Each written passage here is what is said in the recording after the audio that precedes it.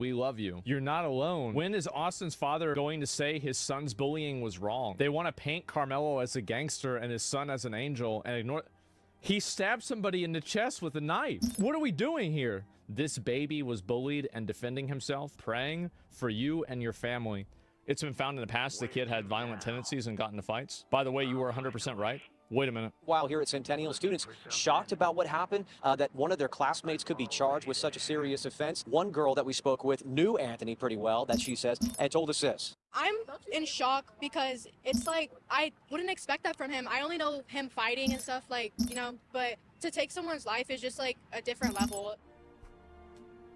And I feel like if you thought that this wasn't the case, you haven't been to school like I have. The reason why I knew pretty much for sure this guy probably had a history of bad behavior is because in my school, people got killed in my school too. We had a police station on campus. If you touched somebody, you were expelled, period. You were just instantly fucking expelled. The rules and the police there were a response to the killings. Like, in my opinion, anybody in the school administration that gave this guy a go-ahead to stay at the school should lose their job. A big surprise, somebody with a history of violence was violent. You should have known this shit was gonna happen. He was telling you this shit was gonna happen over and over. He was saying, I'm gonna do this, I'm doing this, I'm doing this. And then finally he does it. Oh, what? I can't believe it. Absolutely ridiculous.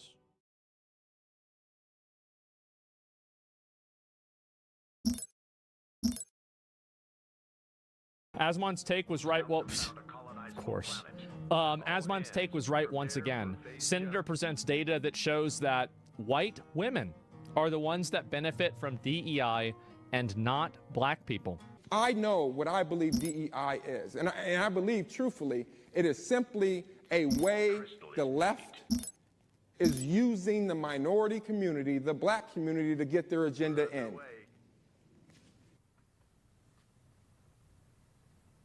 Mining upgrade complete. Ahead slow. The true enemy is the Karens. I've been saying it. Civilian structure complete. And we're waking up. Our fleet is under attack. We're waking up. We're seeing it. That's what I believe, but don't let facts get in the way of my feelings. So here we go. Let's just look. Here we go. Black Enterprise magazine, Okay. a staple in the black community, wrote an article All right. noting a study where nationwide, of all chief diversity officers in corporate America. You already fucking know. You already fucking know. What do you guys think? Is it 70% or 80%? How many of you think are black? 4%.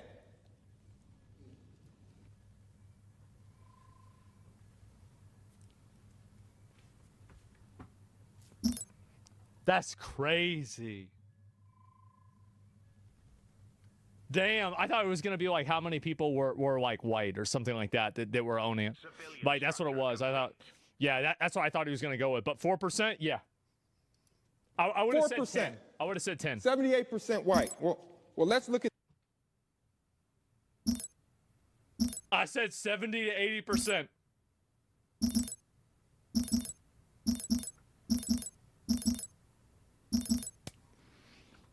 It's crazy, huh?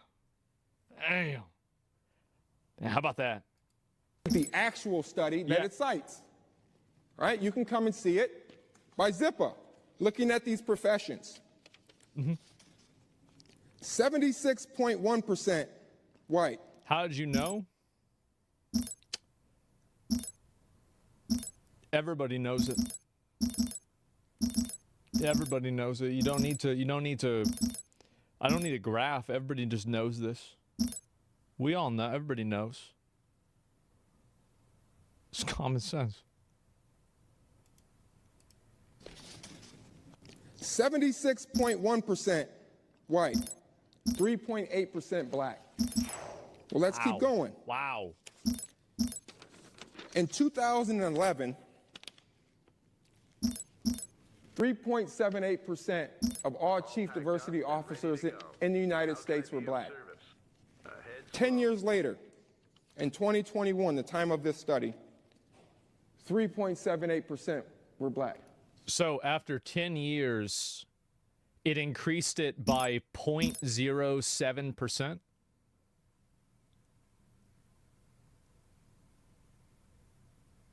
Or did I hear the number wrong? Wait. It's less. What did he say? Let me go back. Officers in the United States, 8%, 2011, We're underway. 3.78% 3.78%. of all chief diversity officers in the 3.78. United States were black. 10 years later, in 2021, the time of this study, 3.78% were black. Scouts have found a colonizable planet. What do you need to know? I'll find a way.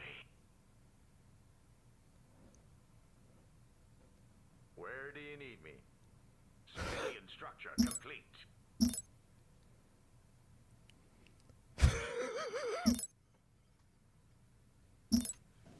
We had DEI policies the whole time. We didn't gain a percentage point. Reporting in. Fleet deployment. We didn't gain How a many NBA players, right? can No, I the be of difference service? is that, like, so you're not understanding what's going on here. What he's saying is that these are Hands. Prepare for these are phase topics that, like, I think generally white women push really heavily, and they use minorities to push these topics, and they are not beneficial to minorities. They're beneficial to other white women. Karens. Yes. But it's not actually beneficial. So the entire point that he's making is that this entire apparatus is not serving the goal that it is designed to serve. That's it. That's what he's saying. He's fucking right. What do you need to know? Our fleet is under This attack. right here. I'm already there. How can I be of service? Civilian structure complete. Planet item complete. But there are more white people than other people in America, not the other races. So who is employed does make sense. Did he say gender? If you have a 10-year policy that is about selective hiring based off of race, and after the 10-year policy based off of the selective hiring based off of race, you have achieved a difference of 0.00%. Research complete.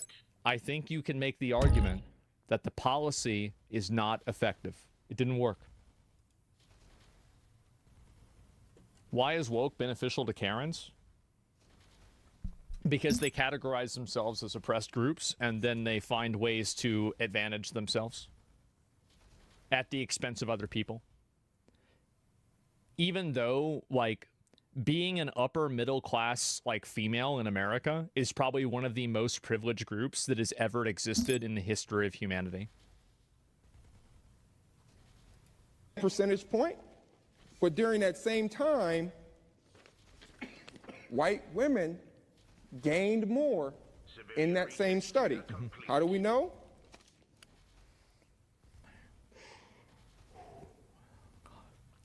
Well, we can look at some other studies. Oh, there it is. Here's Forbes magazine, who actually, this is what the title is, who benefits from diversity and inclusion efforts? Well, let's see. Here we go.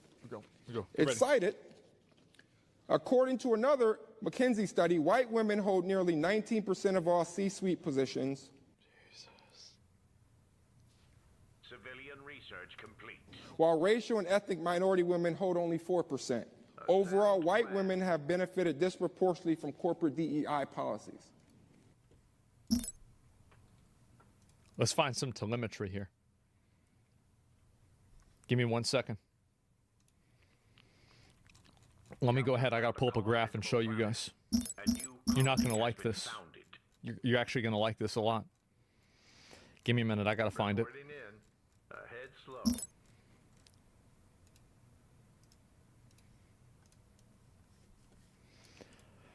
Voters' opinions. DEI plus 31.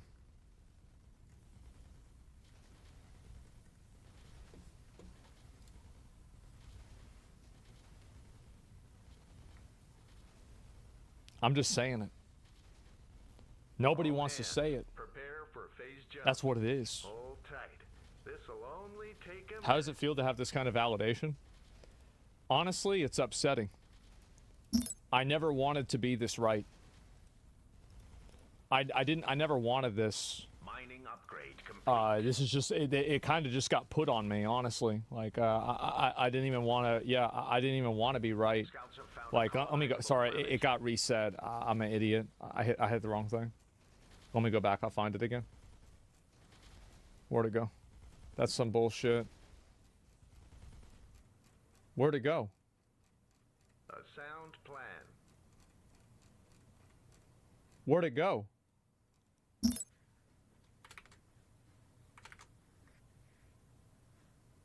All hands, prepare for phase jump.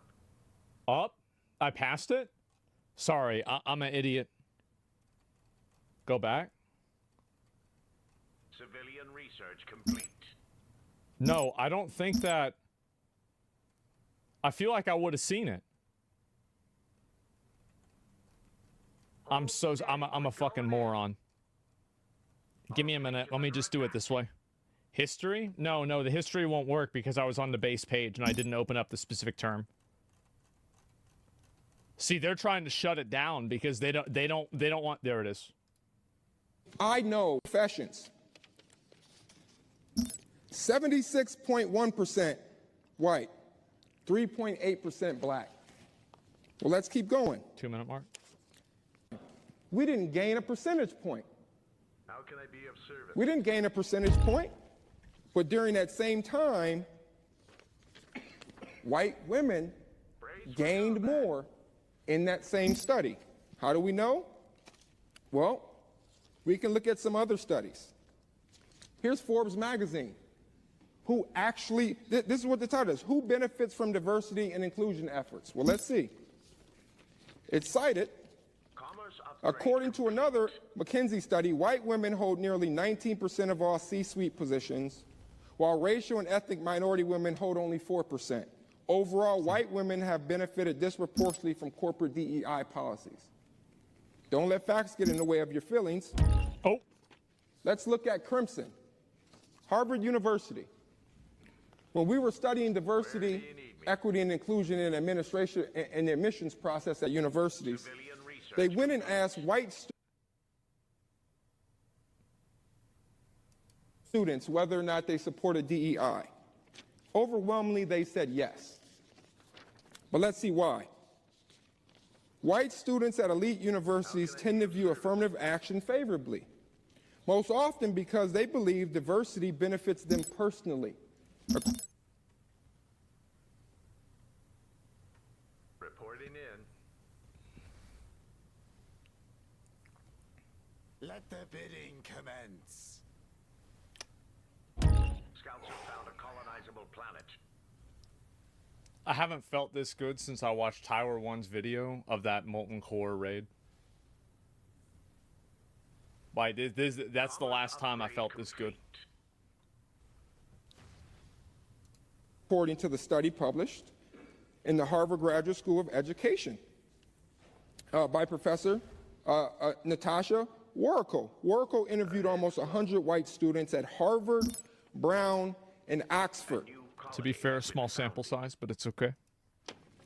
It was sometimes problematic because they saw affirmative action as something to benefit themselves, the white students, rather than a policy that was about justice or racial equality or access. That's right.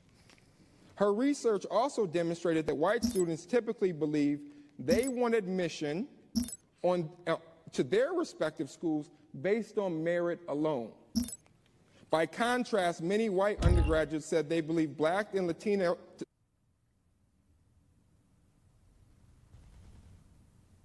What now? Attack! No. No. He said Latino and not Latinx. No bid. How something phobic of him? Complete. Can you believe that? Latino students benefited from affirmative action, and that's why they were on campus. So all the white people are there because they deserve to be there, and all the black people are there because of DEI. Even though all the white people voted for DEI because it was good for them.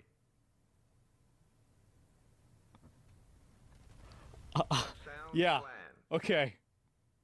Where do you need me? Of course. Duh. All that did was reinforce racial stereotypes. Well, I'm not afraid of the truth, but about 90% of what I heard from my Democrat colleagues was untruthful as it relates to this bill. And I'll go through in minute detail. So, for instance, it was alleged that this will get rid of black fraternities and black student unions. Well, that means you didn't read the bill, because in line 772, it says nothing in this section prohibits a state institution of higher education from complying with any state or federal law to provide disability services or to permit student organizations, including fraternities and sororities. That's right.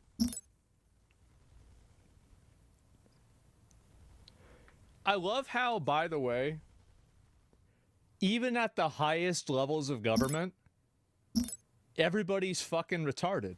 How can I be of service? This is what remember what I said before about how Research complete. someone said, do you really think that everybody that's working in all of these places is all incompetent and morons? Yep. Where do you need me? That's about right. It's about the size of it. Yeah, Mining upgrade complete. During the text. pretty much. Again, individuals said that this was going to whitewash history and our ancestors. We're not gonna, yeah, that's right. It's like we're gonna have this new bill, and they're gonna teach them that the South won the Civil War and that slavery was good. That's just, yeah, that's what's gonna happen. That's like step one, step two. Right? In our past, it was going to suppress free speech in the classroom. We were going to dictate what subjects we couldn't talk about. That's right. You can't talk if you say the word Martin Luther King. You go to in-school suspension. Reporting in. I would ISS. simply say, look at line Can't say Martin 768, Luther King. where it literally says nothing in this section prohibits faculty or students from classroom instruction, discussion, or debate, Duh. as long as the faculty member allows the student to express intellectual diversity. Equity. How can I be of service? That sounds really reasonable and totally Upgrade fair. Complete. A sound plan. This Yeah, should it be a seems fine to routine me. combat mission. What's wrong with that? Ahead slow. Our fleet is under Is just a attack. closeted way of trying to put in quotas. That's all it is. Where do you need me? If you believe that a room full of 100 people has to have 13 black members because that's the breakdown of society and you only find 5 qualified candidates, how do you get to your 13-member quota? Well, you take one of those 5 people and you fire them. You place them with a white woman, and then you replace all the rest of them also with white women too.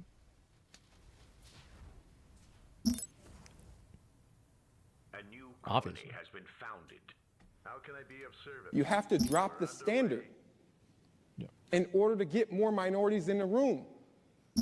Well, what does that do for the 5 members that got there based off their merit? What does that do for me, who has a Juris Doctorate, my wife, who has a master's degree, and has served in corporate rooms for 20 years? What does that do for me, who was already in the room?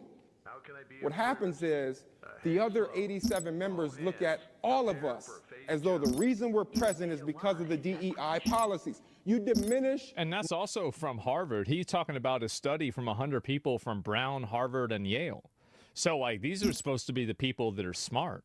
Like, you think about, you do a study on the 100 people that live at, Springville Trailer Park, and I think that you're going to get, imagine what that's going to be. My presence there based off my merit. Yeah. Because you want to try to provide for a phantom land where every boardroom, every university, every classroom, every chamber should represent equally the diversity of the United States. Well, the funny thing about what he's saying is the fact that it didn't even achieve that goal to begin with.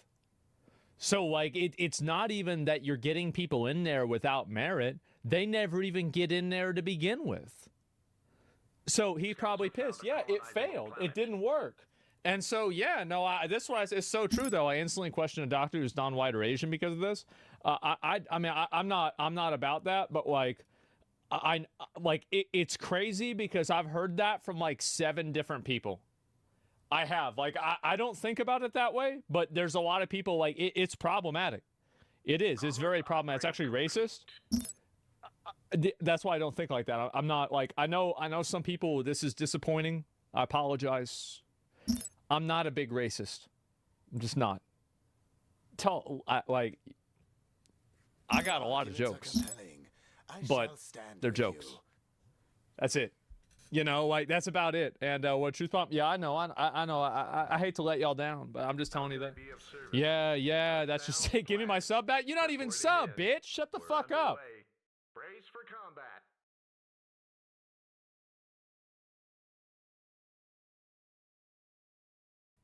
It's the most outrageous, ridiculous thing. When you just say it in plain English, it sounds completely fucking retarded, doesn't it? Putin logic right there. That's what Europeans feel like. Yeah, and I understand that. Maduro doesn't give a shit about sending people. Come on, that's nothing from his perspective. He has a country to run. Well, wouldn't it be easier to run a country if you don't have gang members there? Because to me, I feel like if I was him, I'd send him the fuck out. Absolutely. Like, I think it'd be a smart idea for Maduro to do that.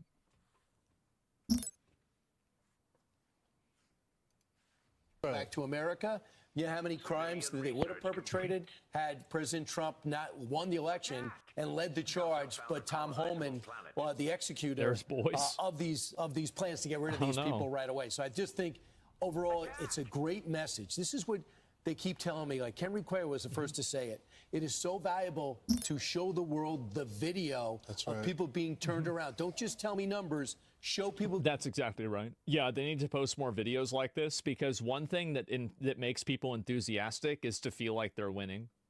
And when you get to see videos of these people being shipped off to these like super jails, this makes the people that are, you know, like the voters of this and the supporters of this feel good. Commerce upgrade complete. Okay, so pushing them out counts as a nation-sponsored invasion? Come on, dude. Yeah. How can I be of service? Yeah, I think if a country pushes a bunch of people out of their country, and then those people come to our country, I would consider that an invasion. Let the bidding commence. Yes. That's correct. Being turned around because it bridges languages. They go, it's not worth it to sell my mud hut and come here with all the money I have to get into America. I'm staying. So this morning, hundreds of illegal immigrants, some with alleged gang ties, are no longer in the country. The Trump administration deporting them to an El Salvador mega prison. It comes as an Obama-appointed judge temporarily blocks the president. Just look up the definition that supports your view. Well, of course it does, because a lot of the laws are written with common sense and rationality in mind. And so I would assume that the law would support my viewpoint because I am operating under common sense and rationality. Whereas people like this are operating under fear, implications, and dishonesty. So yeah, it's that simple. So it seems like I'm right. You're so humble. Being humble doesn't mean that you think that you're wrong, but I do think this is true. A wartime act for deportations. White House border czar Tom Homan joins us now. So Tom, this is a promise made, a promise kept. But it looks like a judge is trying to stop this. Why? I don't know why. I don't know why any judge would want terrorists returned to the United States. I mean, that's a great question. Civilian research. First of all, the video, what a beautiful thing to see. It's incredible. Look, the President Trump, by proclamation, invoked the authorities of the Alien Enemies Act, which he has the right to do, and it's a game changer.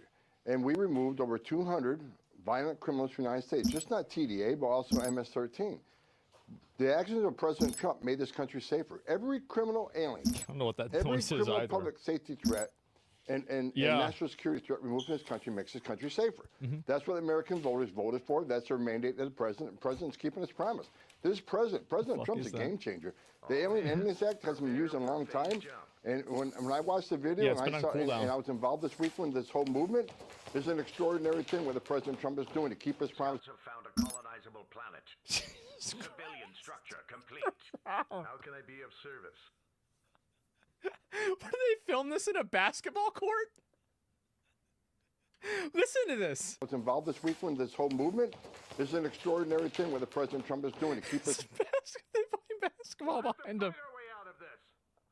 Promise the American people to make this country safe again, and he's doing a fabulous job. So, Tom, I look at this judge. The flights were already in the air, in international waters. How did the judge get involved? Did these immigrants that were in the country illegally, did their lawyers get involved and make a petition to the judge? How did this happen? How did the judge know about the flights being in the air? Again, information was leaked somehow. I don't quite know how it got leaked, but there was a emergency court hearing on five people that were on schedule to be deported.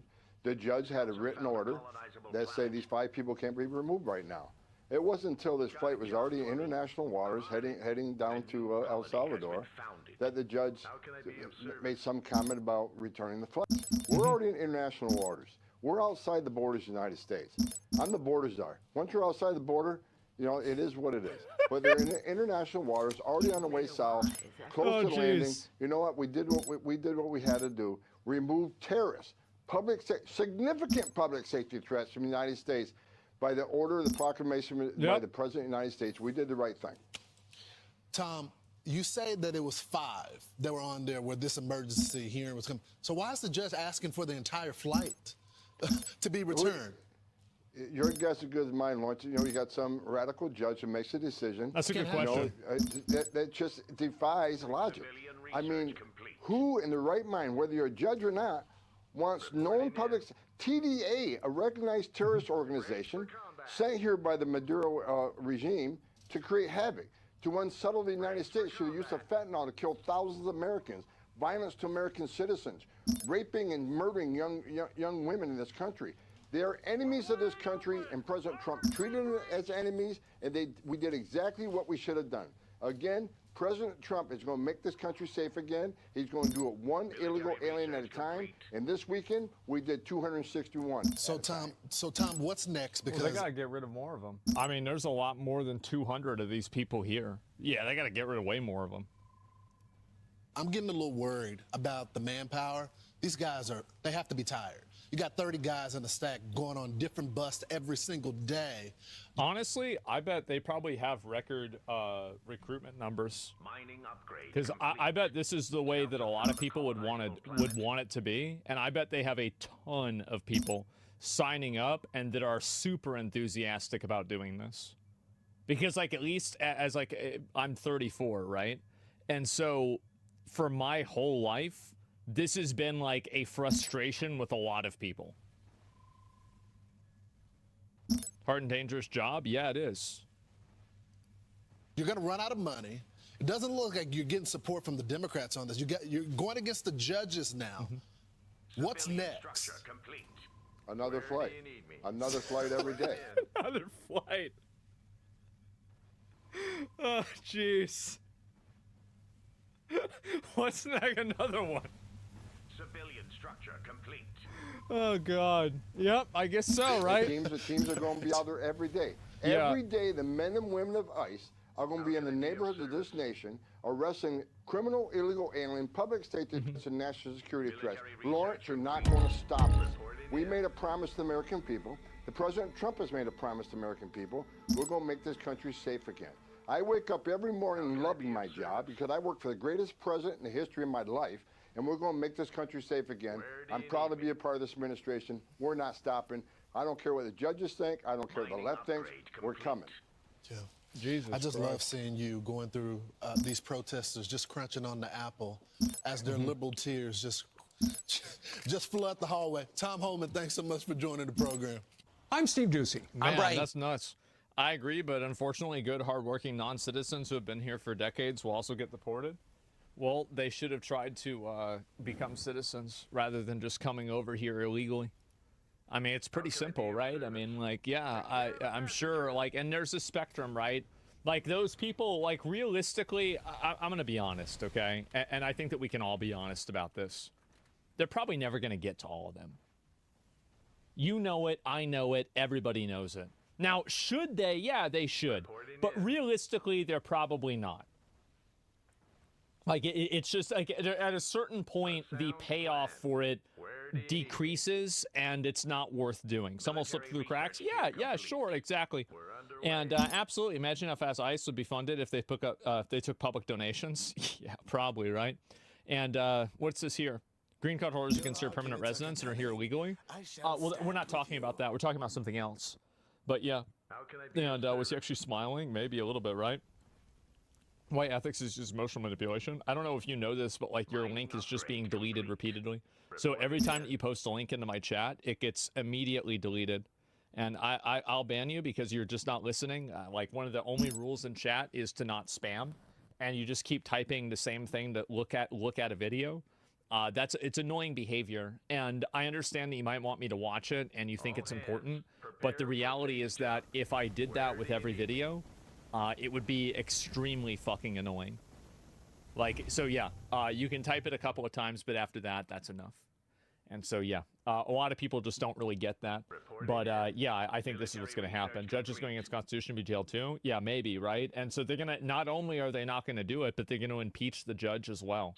That's pretty fucking extreme, I'll tell you that. I mean, to say the least, right? Find it wild how many kids join the military to help their parents gain citizenship. Hope they don't start ousting the parents while the kids enlisting. I don't know about that. Really depends. So yeah, I don't know. Let's see here. When the executive branch does not respect the rule of the court, we've crossed into a serious Rubicon. Well, the argument is that the court doesn't have jurisdiction to make a rule in this case to begin with, right? So that's not really what's being discussed. And there's a lot of interplay and complexity to it, right? Obviously, there's a separation of powers. Yeah, exactly. The court has no say in this. Exactly. Yeah. And again, they can decide and figure that out whether it's true or not. Do you think impeaching the judge is an abuse of power? I think that if there's evidence and proof that a judge is exercising their position in a political way, rather than in accordance of the law, and then weaponizing their position in order to use it towards a political goal, then I think that they should be impeached. Absolutely. Because judges are supposed to be impartial, and they're not supposed to make decisions based off of, the way that they feel about things or anything like that. So, impeach bad judges. Yeah, exactly. You should absolutely impeach bad judges. And there are a lot of bad judges. I think a great example of that is racist judges. Like, this is a big problem we used to have. We probably still have this problem to an extent, but it's been nerfed, right, in the last 50 years. So, like, think about how many racist judges there were in the 1970s. Probably hundreds, if not thousands of them, right? So you clearly should get rid of those people if they're proven to be showing a bias towards treating people differently based off of skin color. So if you have, and I view this to be relatively the same thing, because it's basically, fundamentally, you're using a secondary reason to dispense justice. You're not looking at it from the objective rule of the law. You're deciding ahead of time and then making the law work backwards to justify your decision.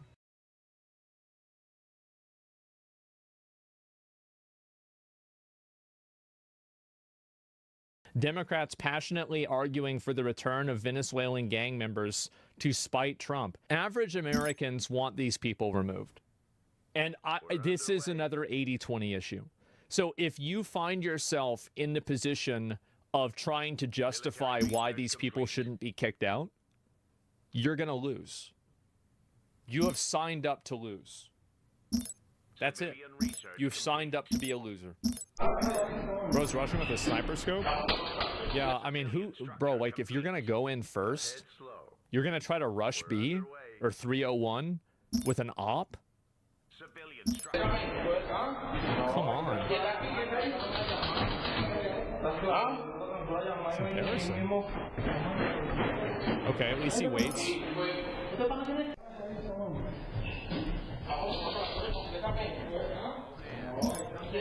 Who the fuck wants to defend behavior like this, though?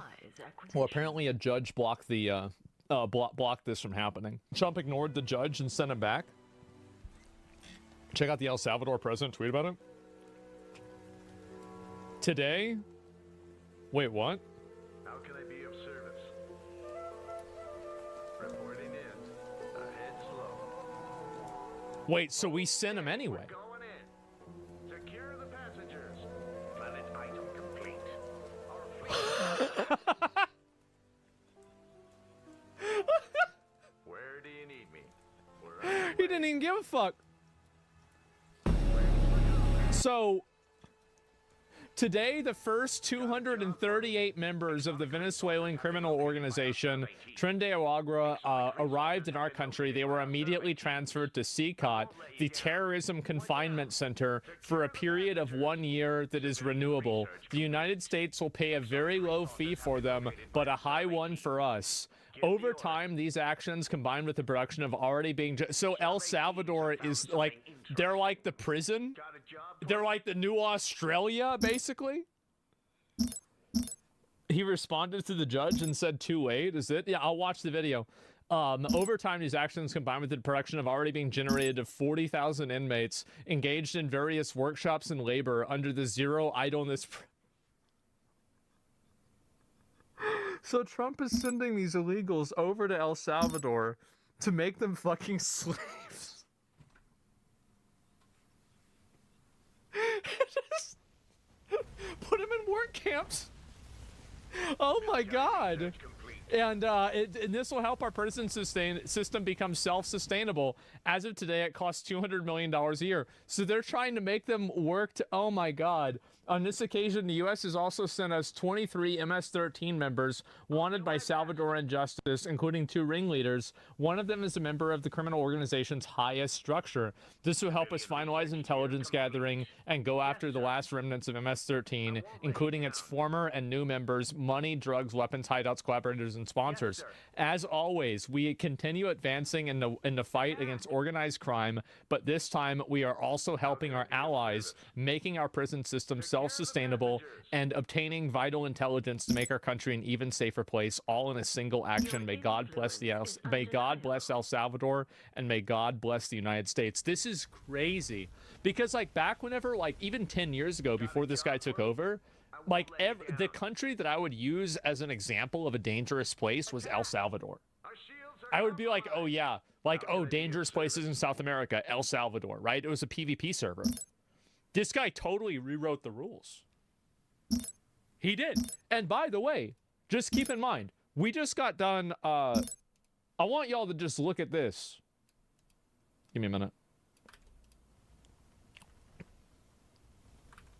Got a job for me? Yes, sir. This guy's approval rating. Attack! How can I be of service? 91%. I won't let you down. I'm on it. Yes, sir. Keep in mind what Trump's approval rating is. Attack! They fucking love him. It turns out when you put all the criminals in jail, crime doesn't happen as much.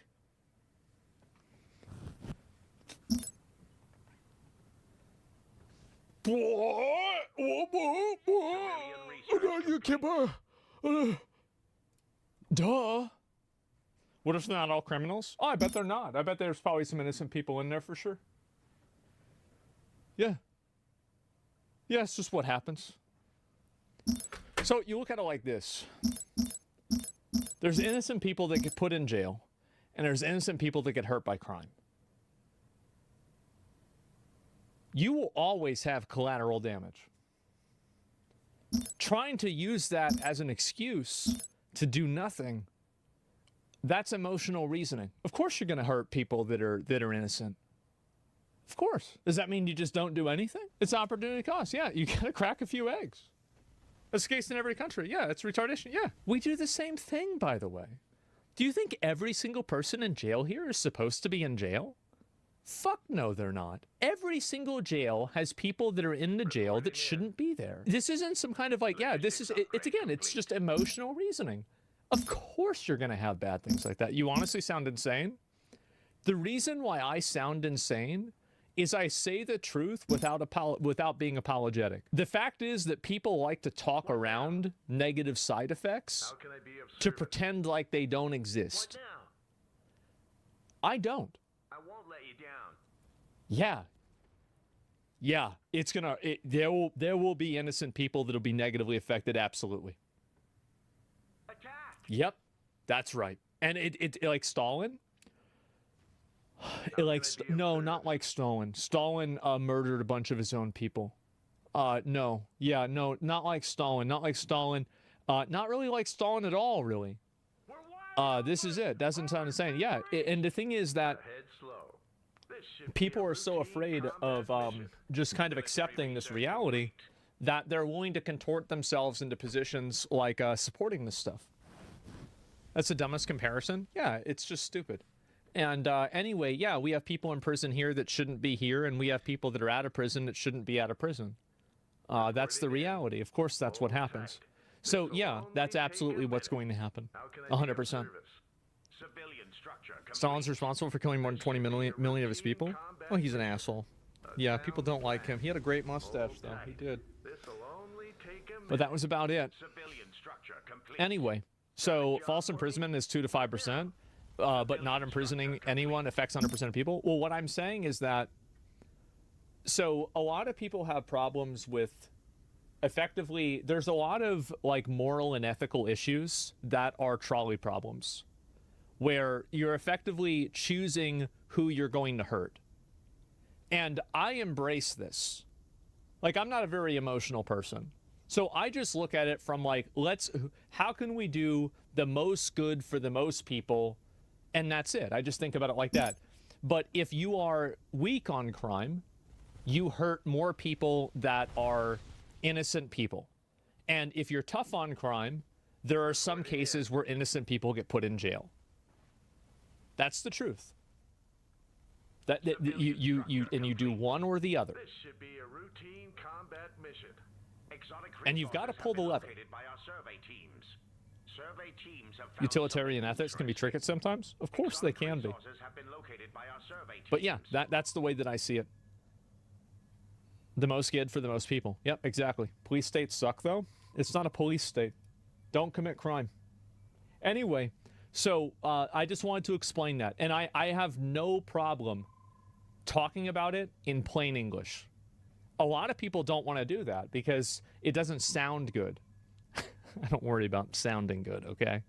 It's just it's just the way it is. And so anyway, we've basically sent over 238 people of this crime organization to the world super jail in El Salvador. These people came straight from America, and we're paying El Salvador now to put them in jail.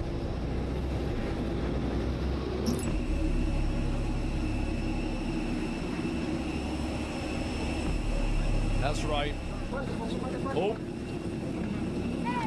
One at a time. The gulag? Yep.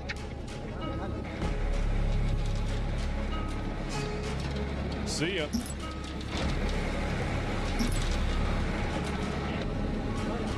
Oh. Got one.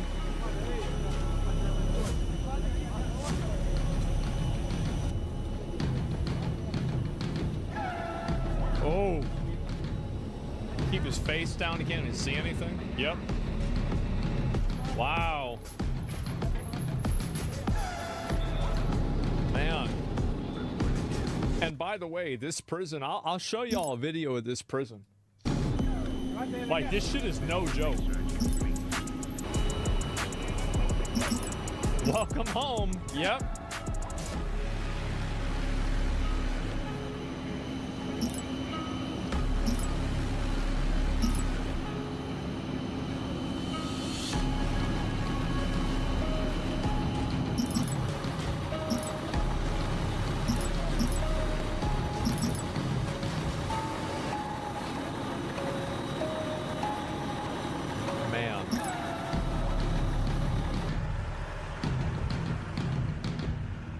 This, by the way, is posted by the president of the country. And this is the super jail. So dramatic. Yeah, it is.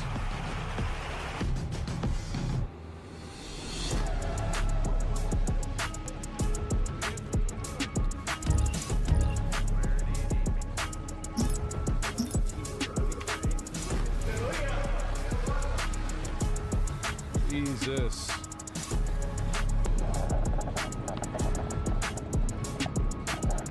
Man.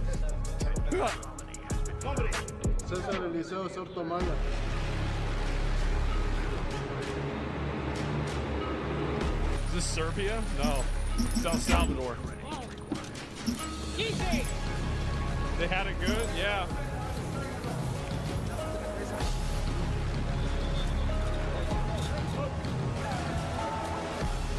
Uh-oh.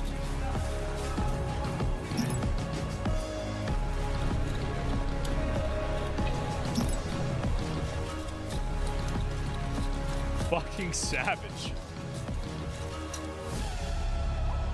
And they put them in these mass cells with like 50 other people. Yeah, they human centipede them. They do. Let me see if I can show you guys. What's it called again? CCOT. This is where they're going. Go in here. Even as I'm stepping through these doors, I don't fully grasp what we're about to walk into. Suddenly, you're hit with the intense gaze They of just have to dozens. sit there. Look at them all together, just sitting there. Locking onto you. These men described as the worst of the worst, tattooed with reminders of El Salvador's dark past. It's tense and uncomfortable. But here, officials say comfort isn't meant to exist. There's no mattresses, there's no sheets. You've got a toilet over here for them to go to the bathroom. You've got this basin here that they use to bathe themselves. And then you can see there's a barrel of water that they can drink from. This is a rare look This is inside El savage. Salvador's terrorism confinement center, known as Secot.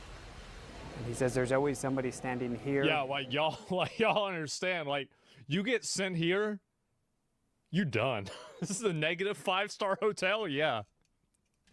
You thought Guantanamo Bay was bad?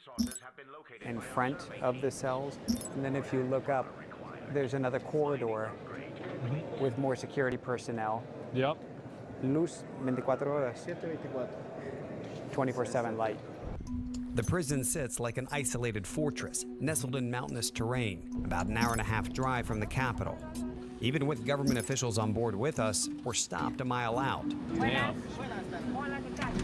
So ain't nobody He's getting out. gonna inspect bags now too. Okay, we're clear to get back in. Only to hit another checkpoint. Approaching the main gate, our cell signals vanish. They want to do a full search on us before we enter. Jesus Christ. Secot's director, Belarmino Garcia, greets us and takes us through a rigorous security check. Wedding ring. So this is like airport security on steroids. Anything that we're carrying with us. Móvil aquí, teléfono. Okay, anything we're carrying with us has to go there. And then there's a body scan that continues on the other side. This is brutal.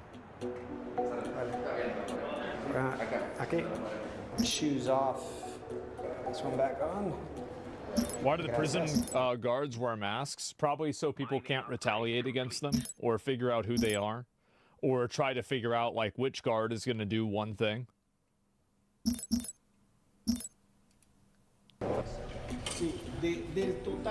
Once cleared, we tour the vast campus, starting with the armory. He says they have to constantly remind themselves that they're dealing with essentially the worst of the worst. Jesus Christ. For that reason, they need to be ready for whatever risks they might face. Look at that. It's been equated to 7 football stadiums. It's almost multiple prisons within the prison. I love how like every American measurement of a large space is just football stadiums. Football fields, football stadiums. That's about it. Yeah. Off to the distance, there's 3 different rings as they describe. The far end, you have one that's 9 meters high of concrete, and then Look at above that, 3 meters of electrified fencing. 15,000 volts. 15,000 volts. I wonder if they... More than 1,000 security personnel, guards, police, and military Here, are let me stationed. ask a question. planet item complete. Has anybody ever escaped this place? A sound plan.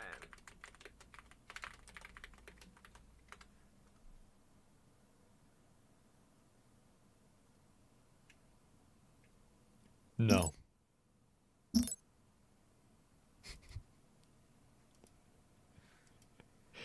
No. Yep. That's not happening. It's impossible to escape? Yeah. Military research complete. Exotic resources have been located by On site. It's like a Metal Gear base? Inmates are assigned to one of 8 sectors.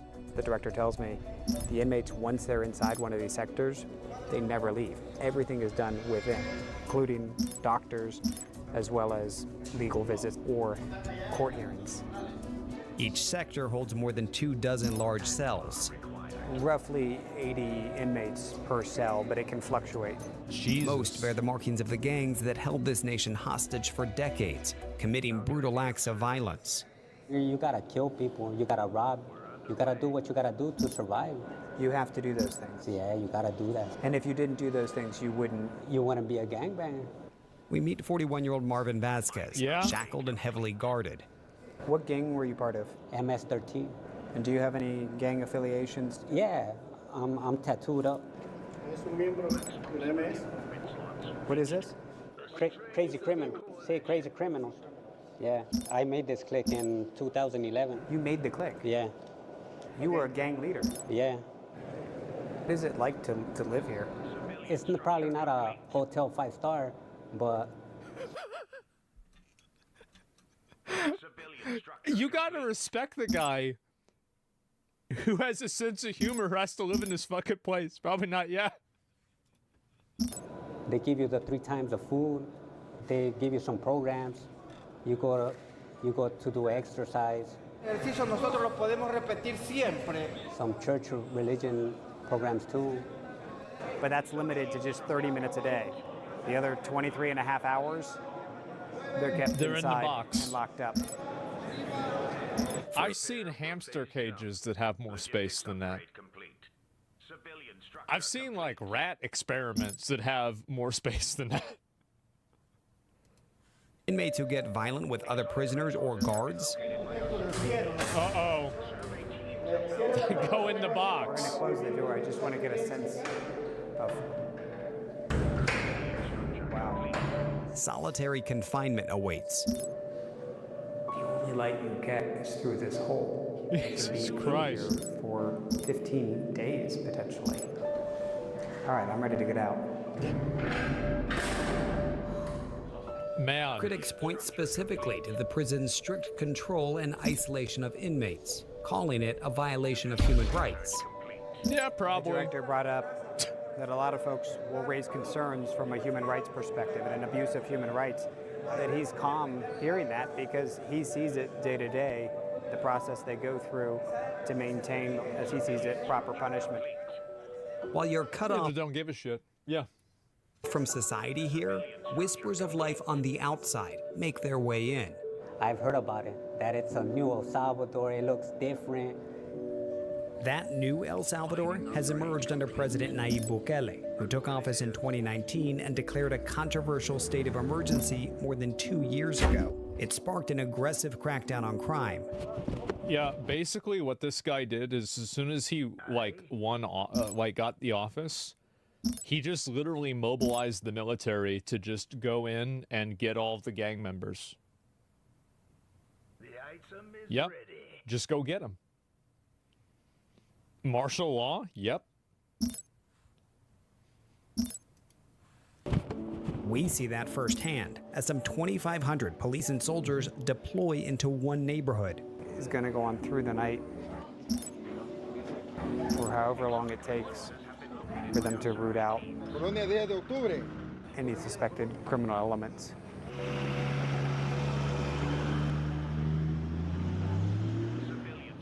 Late last week, as the U.S. State Department lowered its travel advisory for El Salvador, citing a significant reduction in crime, it also warned that Yeah, I bet. Bukele's emergency measures allow authorities to arrest anyone suspected of gang activity and suspends constitutional rights. Hola. Juan Carlos, yo soy David.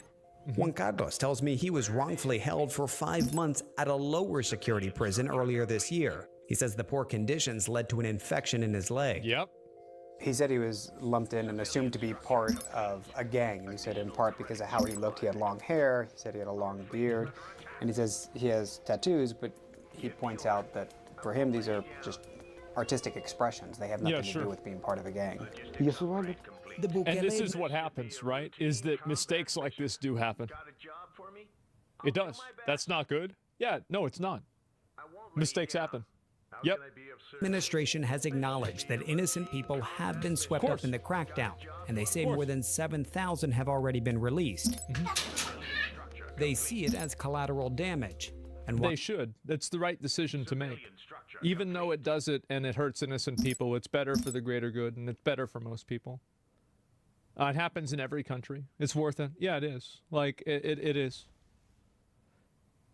It could be a lot worse. I mean, they're not killing them. They're not making them, they're not harvesting them for organs. They're not using them for medical testing. It could get way worse. It could get a lot worse. I'll do my best. Carlos, while frustrated with the tactics, it's an evil mindset. People say it's an evil mindset. I think the opposite is the evil mindset. I think the evil mindset is to allow your country to live in fear, in terror of people like this, because you're afraid of making a bad decision. That's the truth. And I understand what you're saying, and there's a degree of truth in it, but you're choosing between two evils. Under Bukele, his country is safer. I think that some of the greatest evils are done under the disguise of empathy. They're like, well, let's do this. Yeah, because they aren't even filing them guards. Yeah, the country is a war zone. Hopefully it changes. Yeah. There are more than two choices. No, there's not.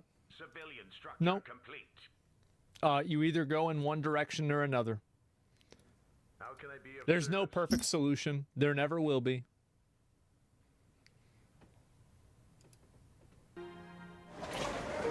Is this headquarters for you guys? Yep. Yes. Okay. Yes. Bukele's security minister targets gangs with an academic-like approach. I heard you have a book. Is it true? Yeah.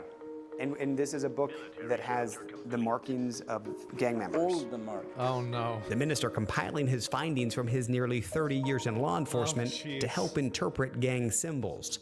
Wow, these 3 dots that says signify 3 things to the gang members, that they have 3 destinations essentially: jail, hospital, or cemetery. From his office, he monitors crime reports in real time and keeps tabs on his officers in the field. You can say, if there's a particular officer that's in an area that's in question, why were you there so long? What were you doing? Of course. And you can hold them accountable. So what is the crime rate in El Salvador by year?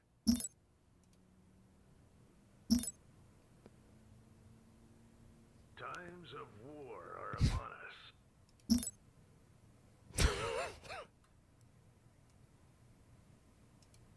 Military structure complete. Yep, there it is.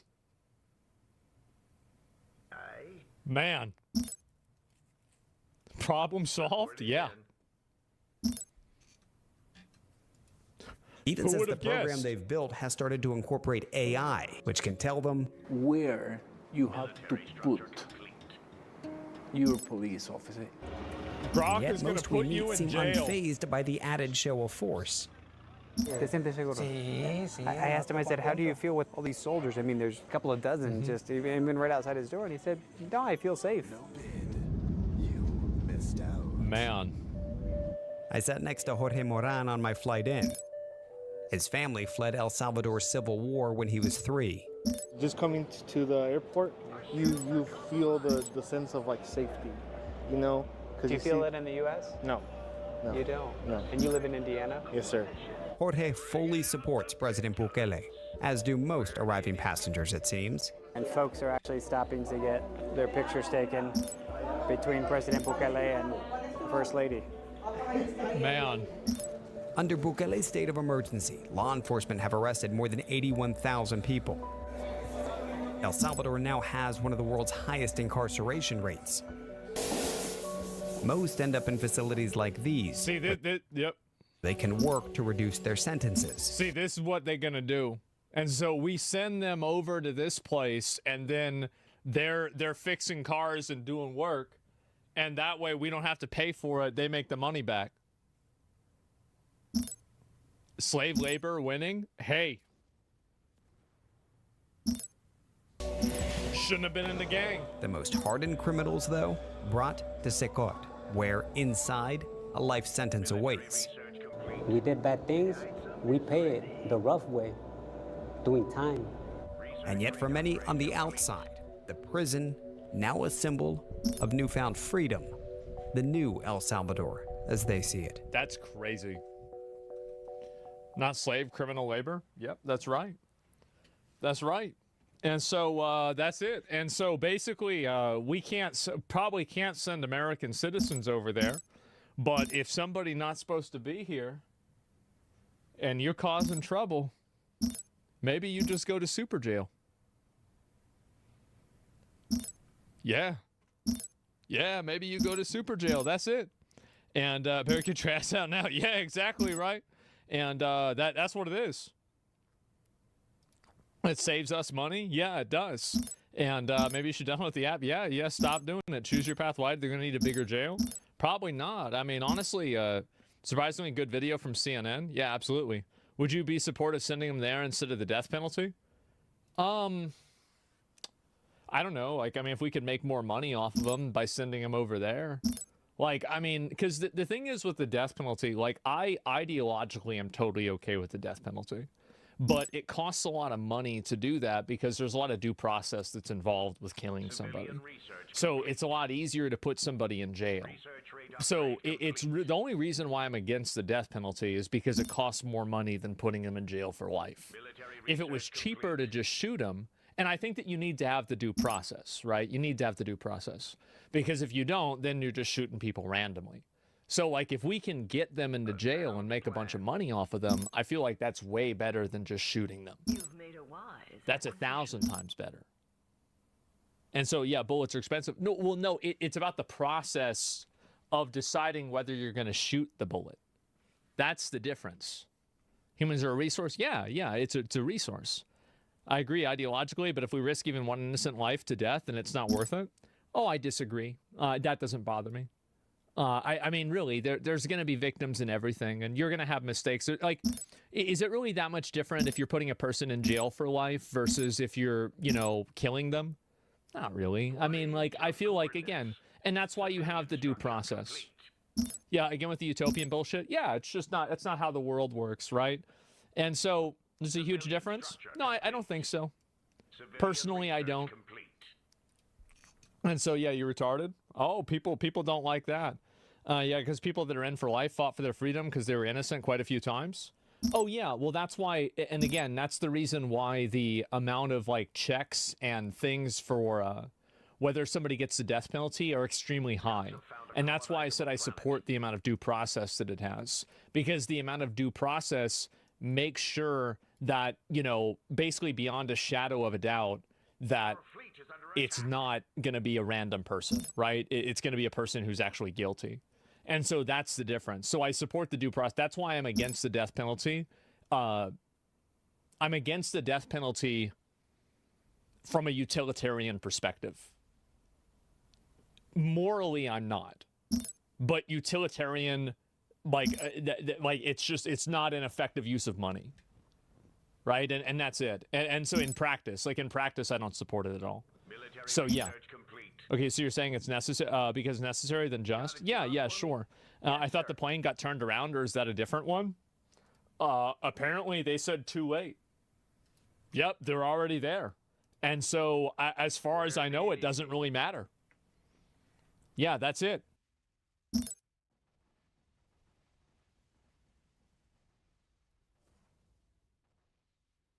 You got people mad. This is a big hose mad situation. Let's watch it. How dare you take a lukewarm stance on this? You need to pick a side. Yes. That's exactly what I was saying, bro. See?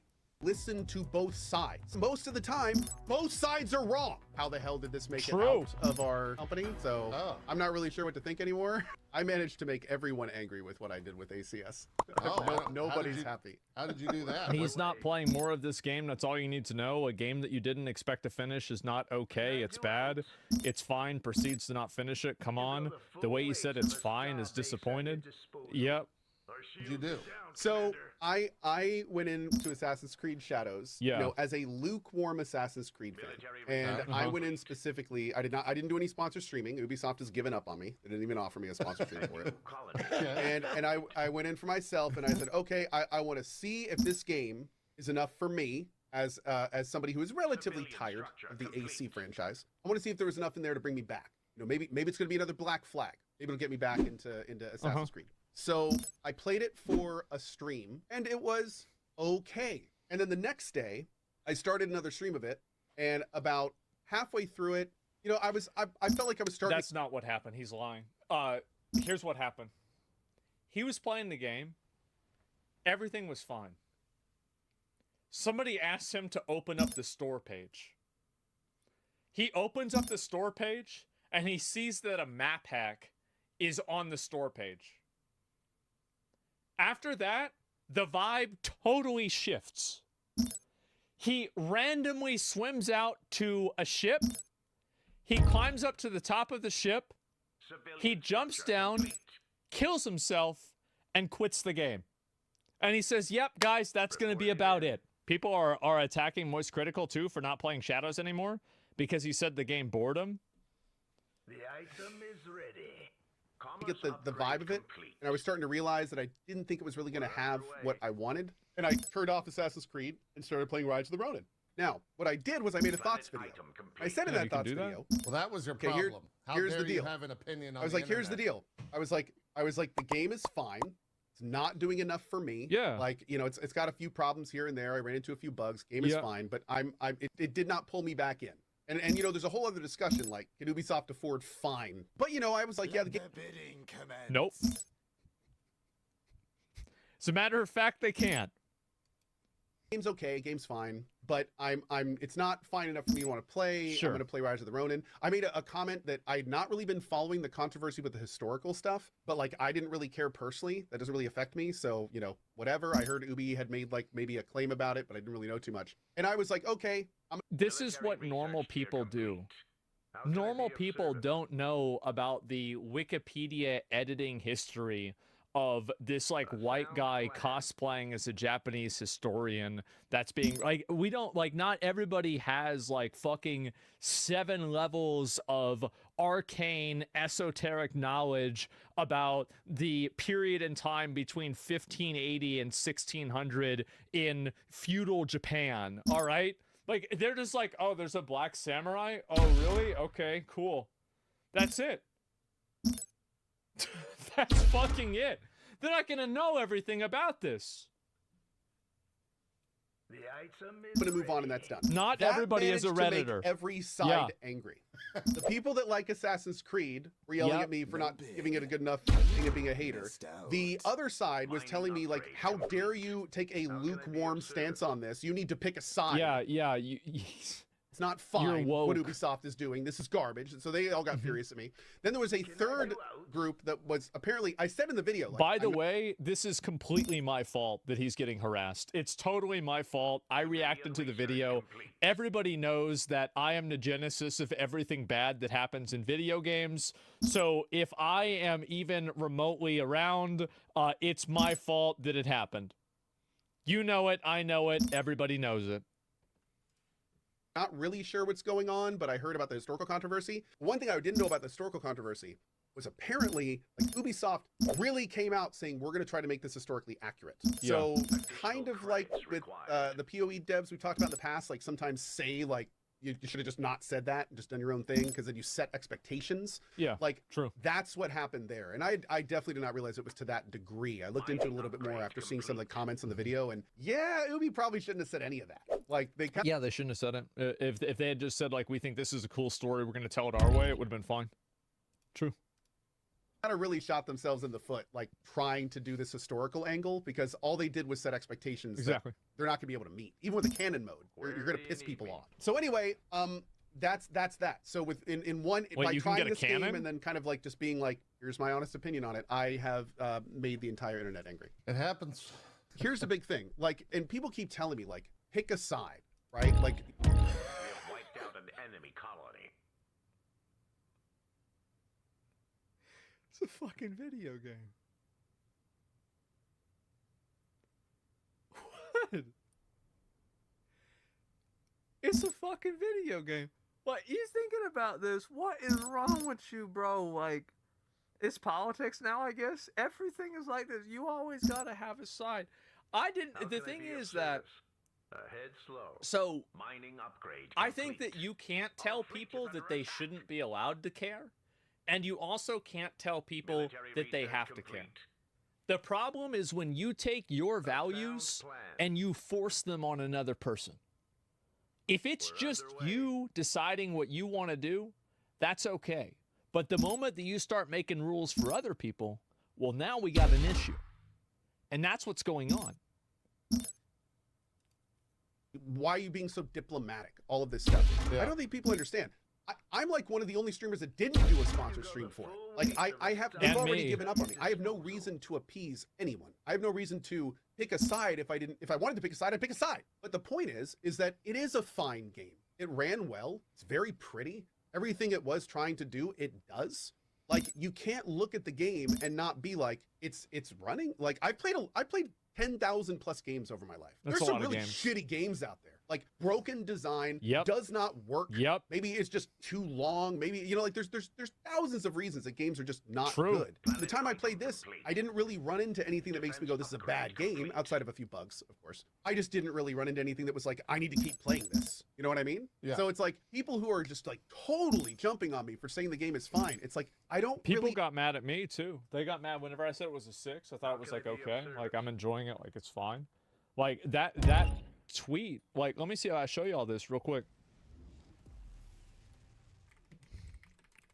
A sound plan. I'll pull it up. Head slow. Fuck. It's not. Damn it. I really can't see it here. Damn, I can't show you guys. Well, anyway, the video of me playing Assassin's Creed had something like, I'm trying to even think.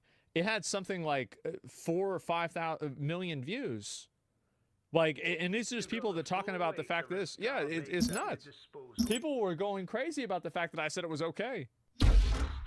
Understand when you see a game like this, you know, there's probably thousands of people who made it possible, from level designers, artists, sound engineers, musicians, all these people. Like, I would argue most of them did a fine job with this game. Like, of course, there's some decisions at the top and monetization and all sorts of problems, and that's you know, a store. that we could get into. But it's really weird to me how much people want others to not pass on the game, but to actively hate the game. Sure, yeah. Like, they're not happy unless you feel negatively about everything the product is. Well, the reason why is that, no, it makes sense. The reason why is because, like, if there's enough people that hate it and people are vicious enough, then there's going to be a lower probability that a game developer will do something like this in the future. Like, that's the logic. I don't think this is like a good way of doing things, but that is like, that's what they're thinking. Not just a part of it, not a specific thing. They don't want to have a discussion about what can be better. They just want you to feel the way they do, and that's their goal. And that's unfortunate, man. Yeah, I mean, that's the state. I mean, this is coming from somebody who didn't even who put the game down.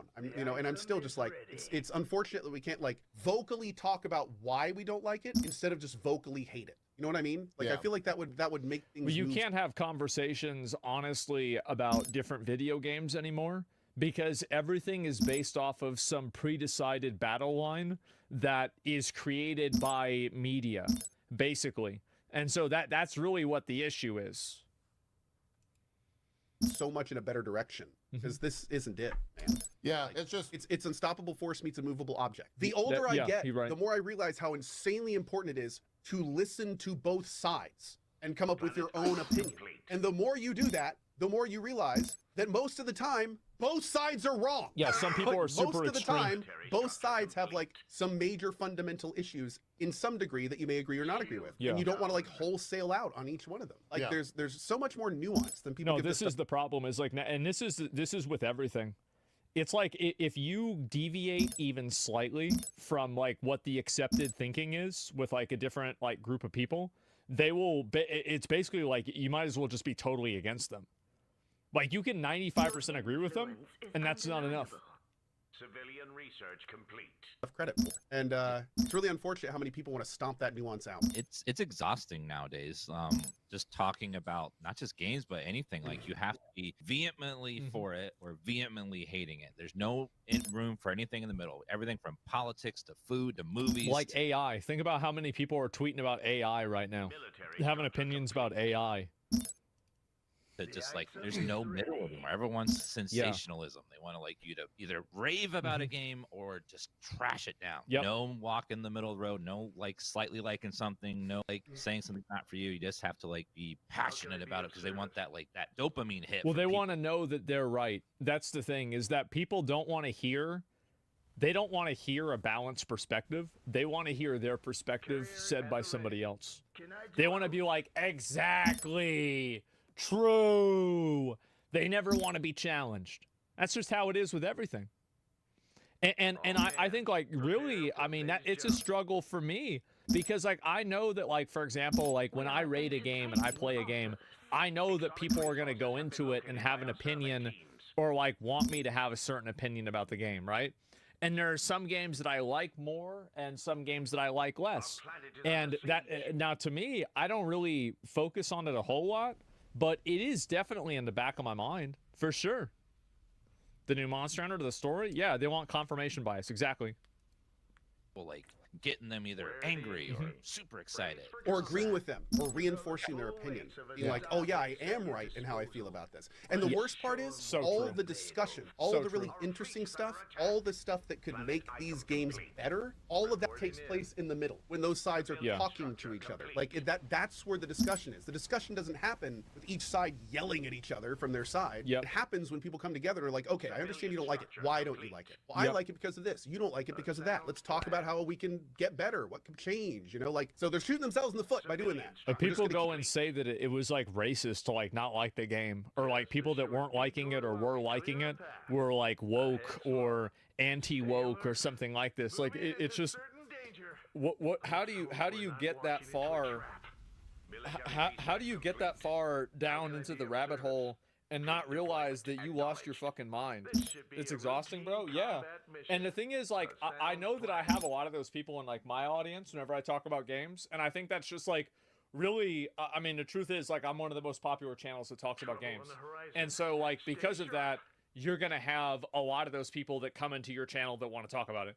That being said, though, you know, usually I'm not super extreme, right? There's like a few exceptions, like Star Wars Outlaws. I really hated that game, but like most of the time, I usually am not as crazy extreme as many other people do. We're just gonna keep doing this cycle. Like, sucks. Hate it. And also, like, somebody else did they get banned everywhere else, so they're coming to my stream? Exactly, because like I don't ban people as much for like having like different opinions. Like I will sometimes if they're being rude or obnoxious, or I just don't want to hear it. But like in a general sense, I don't really ban people for disagreeing a whole lot, and so or like having an opinion I don't necessarily agree with, and that what that causes is that a lot of those people end up going to my platform. Right, they come to me. Except GameCube purists. Well, he thought it was not in the top. It was not even a top 10 best consoles of all time. The guy was a fucking retard. There is almost like this game can be fit into the same box that like Call of Duty is. There's like a huge group of people that just buy it because they want that experience, and then they'll never engage in everything we were just talking about. I'm the exact same way with Yakuza. Like some you know, there's and it's interesting because like this has brought up a whole side of like when is it not okay for a game this expensive with this many resources to be okay for a lot of people, and that is like the other side of the argument. The financial department about Borderlands. Where it's like if they were to change too much Borderlands, people would stop playing it. And there's also people about Assassin's Creed that are raving about this game being exactly how it is. So it's like, you know, for someone like me, the thing is though, is like a lot of the people that are talking about it being good and the people that are talking about it being bad, there's one thing that they have in common: they didn't play it. That's the problem. Is that a lot of the people that talk about how good or bad these games are didn't play them. Phase jump on my mark. It's going, this is not enough at all. You know, what about the other side where it's like people are like, yeah, but don't change it any more than it is. It's like, where do we go from there? Yeah. I've always wished they would just do a modern day Assassin's Creed with no Animus, just like to try it out to see like if you're fighting the Templars, but in modern day city with modern day tech and stuff. I think that was Watch Dogs. Yeah, Watch Dogs might have been. I think that was their test. Might have been that test. Yeah, I think so. Yeah. I never played this. Sorry, I didn't mean to take the wind out of your sails there. Because I agree. I think that like having like an actual modern day AC would be cool, but it's like it'd be interesting to see if we ever get there. Yeah, I wonder if they I would had the do same that. exact thought. Like, what would that even look like? Would they just use? You'd have to guns, use tech. or Yeah, would you'd it have be to tech use, like- related. Yeah, Exactly. Yeah. Like you couldn't just ignore that stuff in that day and age, right? So post-apocalyptic AC. See, that way you could go like past So all the the gadgets. There's been a Templars big won? exactly. That'd be a cool Templars idea. win, That's actually a cool nukes idea. go off, Apple is used, and then like it's Yeah. super futuristic, but takes place in like a dystopian world. So you can't use guns and stuff because all the bullets have already been shot. And they're not making more. Yeah. Gotta use melee weapons and stuff. But it's all futuristic and sci-fi. That would be cool. Numbers are, I think, they said something along the lines of bigger than Odyssey and Origins. They didn't mention Valhalla. I think Valhalla was like. Bro, this game had more likes on its tweets than it probably had people buying the game. All those like tweets about how like Mark Kern and Elon Musk are dumb. Probably more people liking those tweets than bought it. Because like they say players, they're not talking about buyers. There's players, and so really, if you think that the problem is people that play a game don't play them, isn't it enough to watch the needed content to make your opinion? Watching content and making an opinion on the content, you want to know the truth? I bet a lot of these people didn't even really watch it. I bet they hardly even watched the game. They probably watched it for like 10 or 20 minutes. They went into it with an opinion. Like, how many people here? Let me ask you a question. How many people who you think watched the content went into it with one expectation and changed their mind? I know the answer to that. 0. So anybody who watches for like a very limited period of time and then they immediately fucking change their mind, no, it doesn't happen. None of them, right? And so like, I think people just already make up their mind with all these games. They do that constantly. It's on the way to be the biggest Assassin's Creed release. Okay, got it. Here's the important thing that we need to understand, though, that everyone needs to understand. Nobody who says any of that has any idea what a success looks like to Ubisoft. Right. So, like, it does. Well, I know what it looks like to Tencent. Opening fire. Steady on. I don't think that was it.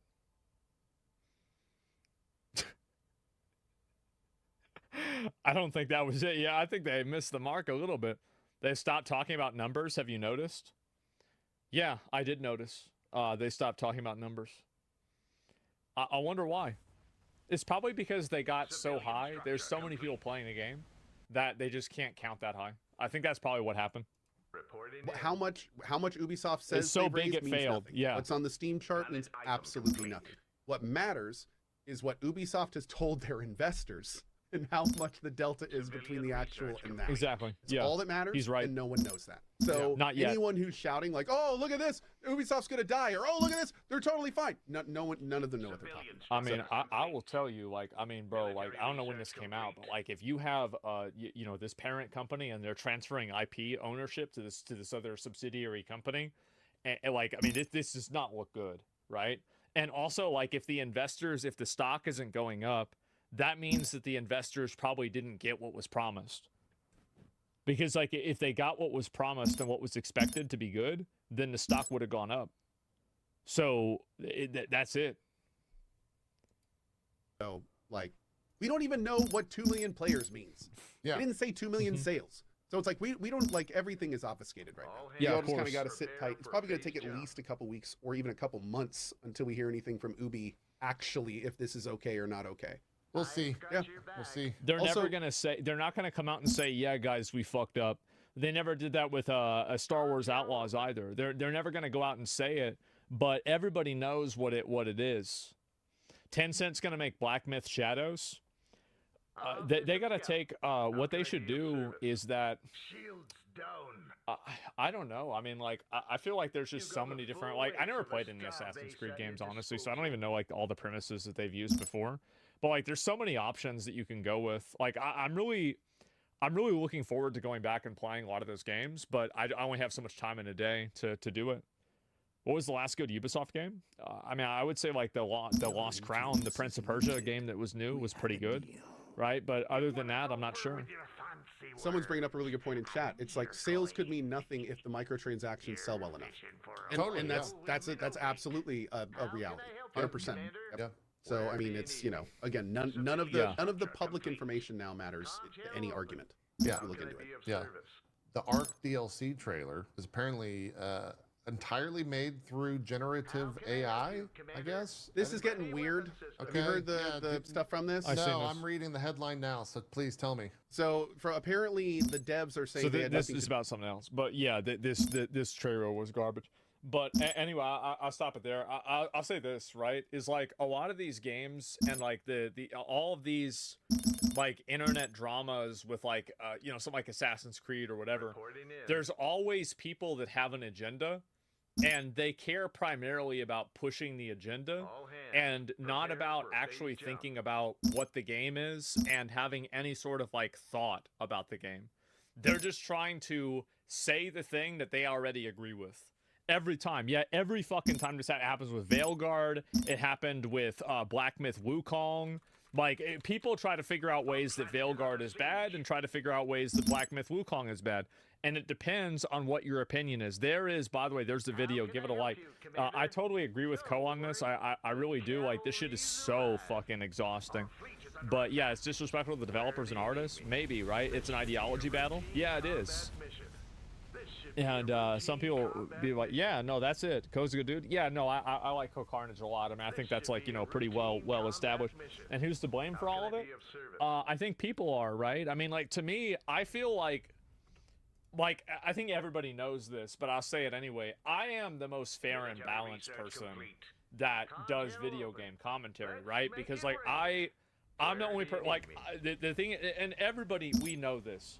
But there's some people that don't, and the reason why is because, like, basically I have a lot of people that watch the show, and so I don't need to worry about making a group of people mad, because that group of people is always going to be smaller than my audience. And so the fact is that every time that I'll bring out videos of my games, and people won't like about what I'm saying about a game for whatever reason. And there's a lot of people, I'm going to tell you the truth, a lot of people don't want to come out with a hardline stance and what they think about something, because like this person gets like, let's say 1,000 viewers, right? Like some streamer gets like 500 viewers. Like if they get a bunch of hate in their community, that, like, imagine like there's a bunch of negative people, like people come into my stream every day that have like, you know, some kind of shit to talk, right? And they do that, then what's going to happen? Well, they're going to be like overwhelmed with this kind of stuff. So that's why, for example, that's why I like this. I try to stick up for people that are like getting unfairly treated and that are getting like hate mobbed by the internet, is because I know that, like, for me, I can do that. And like, it doesn't matter, because like I can tank any, like, I don't give a fuck. Like, okay, wow, somebody is mad at me on the internet, who cares? But like, the problem is a lot of other people can't do that. And why is that, right? Some people don't want to deal with the stress. Other people don't want to deal with the pressure. Other people just don't really care that much. And there's a lot of different reasons, right? Hate mobs suck. Yeah, they do.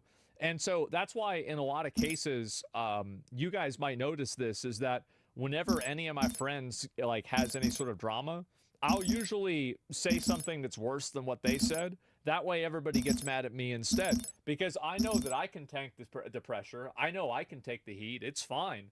But for them, they can't do it, like, or they don't want to do it for whatever reason. So yeah, that's it, main tank. Yeah. And so that's it. Why are you still talking about this game? If you think we're talking about this game, you're not even, you didn't pay attention. You didn't watch. And so yeah, that's it. Whenever you try to defend someone or an idea, you always get hate. No, it does. And so do you think you'd have more hair if you didn't take this on? No, not really. Not at all. And so that's what happens. Read first comment, so accurate. No, people that don't want to hear your opinion, they want to hear their opinion out of your mouth. Yeah, that's fucking accurate. Extremely fucking accurate. And so, yeah, that's what I think happens. So, like, they don't want a valid perspective. They want their perspective validated. Yeah. Your chat's full of those haters. Your channel's about reacting to drama. Your audience must have no life issues. They care about these things. I think, like, I mean, you have a lot of people in the community that have, like, different opinions about fucking everything. But, like, the point that I'm making, like, when Nick took the Harris sponsor and he posted a Taco Bell receipt from 2008. Yeah, exactly. That's exactly it. Like, I posted that receipt from 2008 about, like, what's Kamala Harris going to do to give me $2 chicken baskets again. Like, I posted that so people would hate on me instead of Nick. And I did the same thing with Saudi Arabia whenever Miz was getting a bunch of hate for wanting to go to Saudi Arabia. Whenever I just went on my stream, I said, yeah, I'd go to Saudi Arabia for fucking free. I got no problem with sports washing. I think it's great. I did that so everybody would get mad and hate me and not him. And, like, Emmy, too. And so, like, yeah, because I know it won't bother me. It won't affect me. Like, I don't give a fuck. None of my audience cares. Like, the only people that care about it are losers. And so, like, really, it's better for me. And I'm sure there's other examples for that too. And yeah, like even with Rich, like, nobody else came out and said anything about that. That was me. I came out. I made the statement. I said everything about it.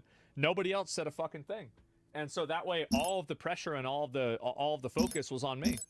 And so I have no problem doing that. By the way, like, that's okay because, like, I know I can do it. And so if I like, basically, if I don't do it, then it's not going to happen. And so, like, that's really, it's the same thing with, like, the Starforge, like, about the, you know, like, some of those, the prices at the beginning. Like, I was the one that came out and I talked about that. And I'll talk about all that stuff, right? And so, that's really it. Your friends don't have the Howard Stern hate watcher population. You do and thrive on it. Well, I don't have that many hate watchers. I mean, I do, but, like, a lot of them don't actually actively watch. They're just, like, you know, on Twitter getting mad. So, to me, like, that's how I see about it. Most people are not free enough to risk it all. Well, the difference is that I'm not free to risk it all either. I'm not risking it at anything. Like, everybody on the internet gets mad at me. It doesn't matter. The next day, everything's the same. Who cares? Like, I've had so many controversy. Like, my average week of controversy is what it's like for that's like the worst week of a person's life. Like, an average content creator's life. Like, my average week is worse than that. And that's it. Yeah, it's just another Monday, right? That's it. And so, hate watchers on Twitter taking shit out of context. Yeah, exactly. And 2 days since last controversy. And what do you risk? You don't have anything? Yeah, sure, no doubt. And blood pressure is not healthy. Less time. Yeah, I know. I needed to. I was actually glad. I actually exercised a little bit yesterday. I walked like maybe 2 miles or so, and I was glad because I hadn't exercised for a bit, and I'm probably going to do that again more today. I need to get back into that because I've just been lazy and I've just been a piece of shit, honestly. Like, that's the reason. Like, it's not like, oh, I've been busy. Yeah, I've been busy, but I've also been you really can't take 30 minutes. Of course you can take 30 minutes. But my point is that, like, I will always tank the hate for anything. And that to me is something I prefer doing because I know that, like, I've seen how it affects other people. And, like, I see it, like, behind closed doors. A lot of people are not meant to deal with, like, the amount of pressure and stress that, like, streaming and, like, the level of criticism that you get. They're just not, they're not able to deal with that. And so, like, that's why anytime there's any drama or anything like that, I usually try to take ownership of it so I can get away from it. Or get it away from other people. Our shields are down, Commander. Secure the passengers. Yasuke actually has a gay romance in Assassin's Creed Shadows with a character named Ibuki who identifies as non-binary, they, them. After some flirting, they kiss each other. Bro, it looks like he's high as fuck. Oh. This is the face you give. Like, I don't know how many times I've walked in, like, in high school, the class that you have after lunch and your stoner friends walk in past you in the class with that fucking face. You know, like, absolutely, right? Is this real? Yeah, because when we were in school, this was like when Salvia was getting popular, and we had people doing this shit all the time. Yeah, great for the meme template. Yes, walking in. I know that stoner thing. Yes, exactly. And historically accurate, by the way.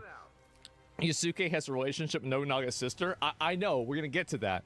So Yasuke, apparently you can choose between you can have a relationship with a non-binary person right here, and so I guess this is them, and I don't really know. It's a bit odd to me that every non-binary character that Western video games, like, if I look at, can I get a list of non-binary characters in video games? Yeah, do we have a list of these? Because a lot of them just end up looking weird.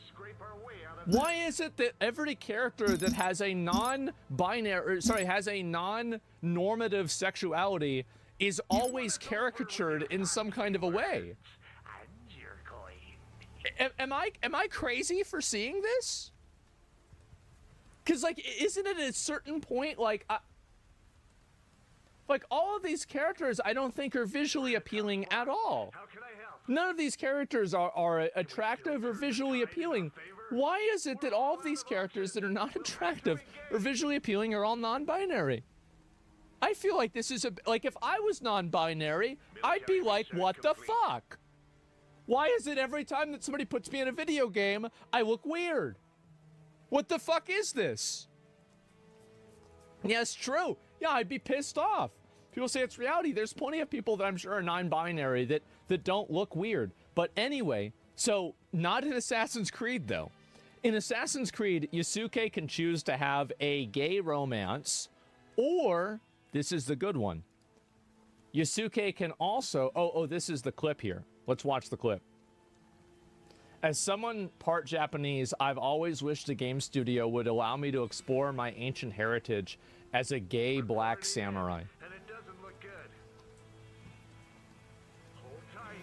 I'll try fighting him off. You know, it's so funny.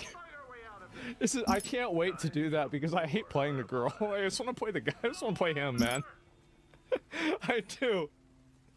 I've been waiting on this for a long time, man. This won't be so easy.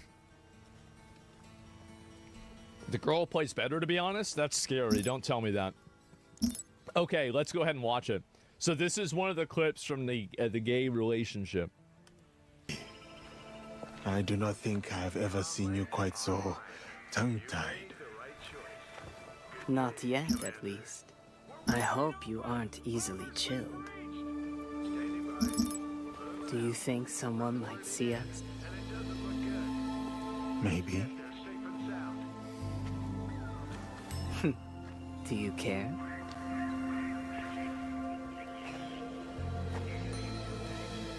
Not at all. That's the face. Am I wrong, though, that this is absolutely the face? This is absolutely the face that, like, your friends would give you in high school after they got high as fuck at lunch? 'Cause it absolutely is. That's the face, right?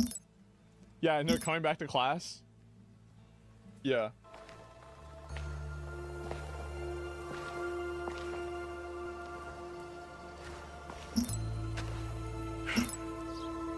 Is that a girl or a boy? Yes. Oh, wow. Wow. We gotta make sure that we get this scene. I have to be, can you have multiple relationships or do you have to choose? Because, like, so apparently you either do this or, let me see if I can find the rest of it. This is what the even better part is. So, Yasuke, there are at least right now 2 known relationships that he can have in the story. The first one is, again, with the non-binary character, and the second one, get this, is with Oda Nobunaga's sister.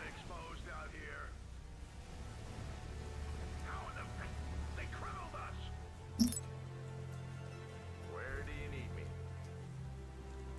A sound plan. Who was married? That's what people are saying. Oh my god. Isn't that why it's trash? Because it's not genuine? They're looking for a gotcha moment? Why look at you? I don't know. Let's see here. Did you know historically Nobunaga killed his sister's husband 2 times? Killed his sister's husband himself 2 times? I don't know. Why'd he kill her? Why'd he kill him? Maybe it was maybe.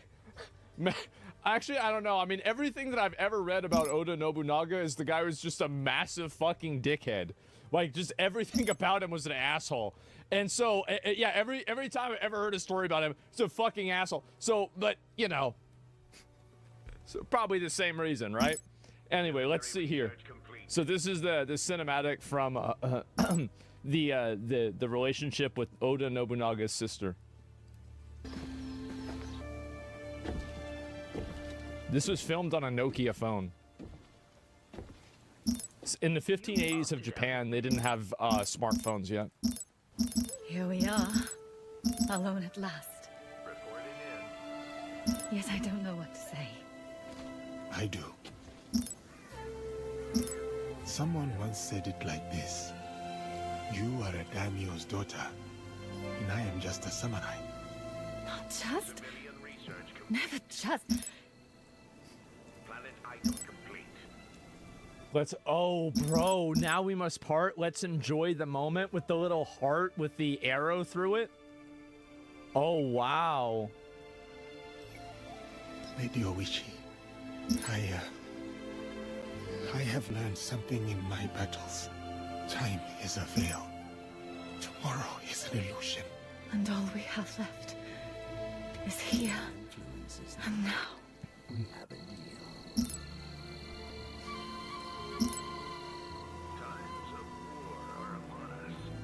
Damn, so he fucks the shit out of her. Man. Damn, all right. We're underway. Research ring upgrade complete. That's crazy.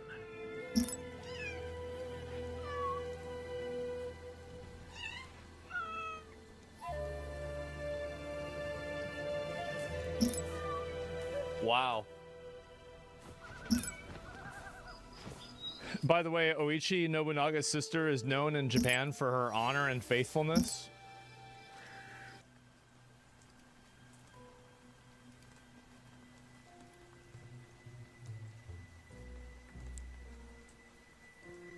Is that really? Wow, not anymore. Yeah, not anymore, boys. Oh man, that's fucking funny. And this is someone's fantasy. Is someone at Ubisoft? Maybe, right? Notice how we get a gay kiss, but not a straight kiss? Yeah, true. True, true, true. She's married twice. This is super fiction. Also said she was one of the most beautiful women in Japan at the time, so I doubt it even more. Japan is going to be thrilled when this piece of historical fiction talk about a middle finger to their culture. Lol, Assassin's Creed Shadows. This is just... I can't. Oh my god. Oh no. You think it's that girl? Oh wow. Desecration gets worse. Come on, guys. You're really surprised they added Yasuke going around cucking people in this game. His freaking main armor design is the bold It's the bold design. Weights of a star base at your disposal. We're falling apart here. Need immediate assistance. We're going down. Shields down. Yo, what the fuck is going on? I know, right? How do you do this? Oh my god. Japan racism against foreigners is justified? Yeah, I feel like with a lot of countries, racism isn't fair. But when people from Japan are racist, I'm like, yeah, I get it. Yeah, I can see that. Yeah, because, you know, like, yeah. Oh, man. I turned his high face into an emote? That's perfect, man. Japan xenophobic justified? I guess so, right? Oh my fucking god. And Yasuke fucking both the daughter and the... Oh god, this is ridiculous, man. They could have just invented a new cousin to pair him off with. Jeez. Yeah, you could have added, or it could have just been... It's not... Be a slave, fight one battle and lose. Your legacy is being humiliation. Fast forward to today. Gets depicted sleeping with the daughter of the guy you were serving. Get depicted as the savior of Japan. Who writes this? A bunch of white liberal French people write it. That's why. That's who wrote it. Yeah, exactly, right? Oh my fucking god, this is funny. And yeah, you can't make this shit up. I know, it's amazing. What's this? Look into your eyes and see into your heart. Wait, this isn't. Wait, is this another gay one? Wait, how many gay? Look into your How gay is this guy? Oh my god, this is crazy. He's double gay. There's 11? Wait. Oh my god. How is everything getting worse? I can't wait to play this more today. This is gonna be fucking fun, man. This is gonna be so good. And so he's double gay. Yeah, he is. And so somebody posted this dialogue from an old Assassin's Creed game. I never have watched this. I never played it before. But I'll play it for you guys, and we'll see if there's a bit of a difference between this and the new ones. I have the piece of Eden. Get out of my way, old man. I gave you everything, and yet it's never enough. Cesare! He intends to poison you!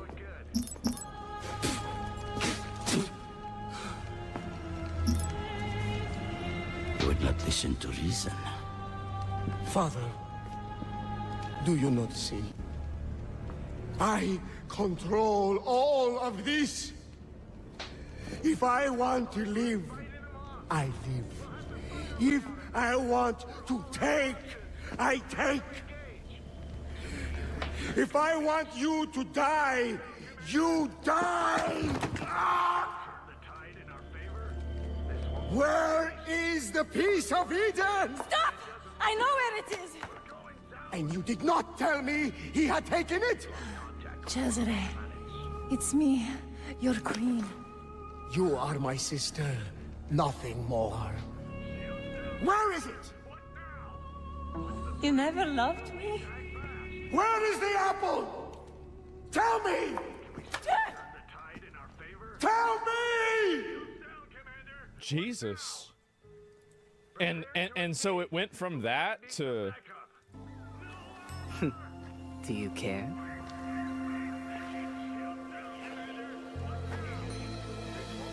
Not at all.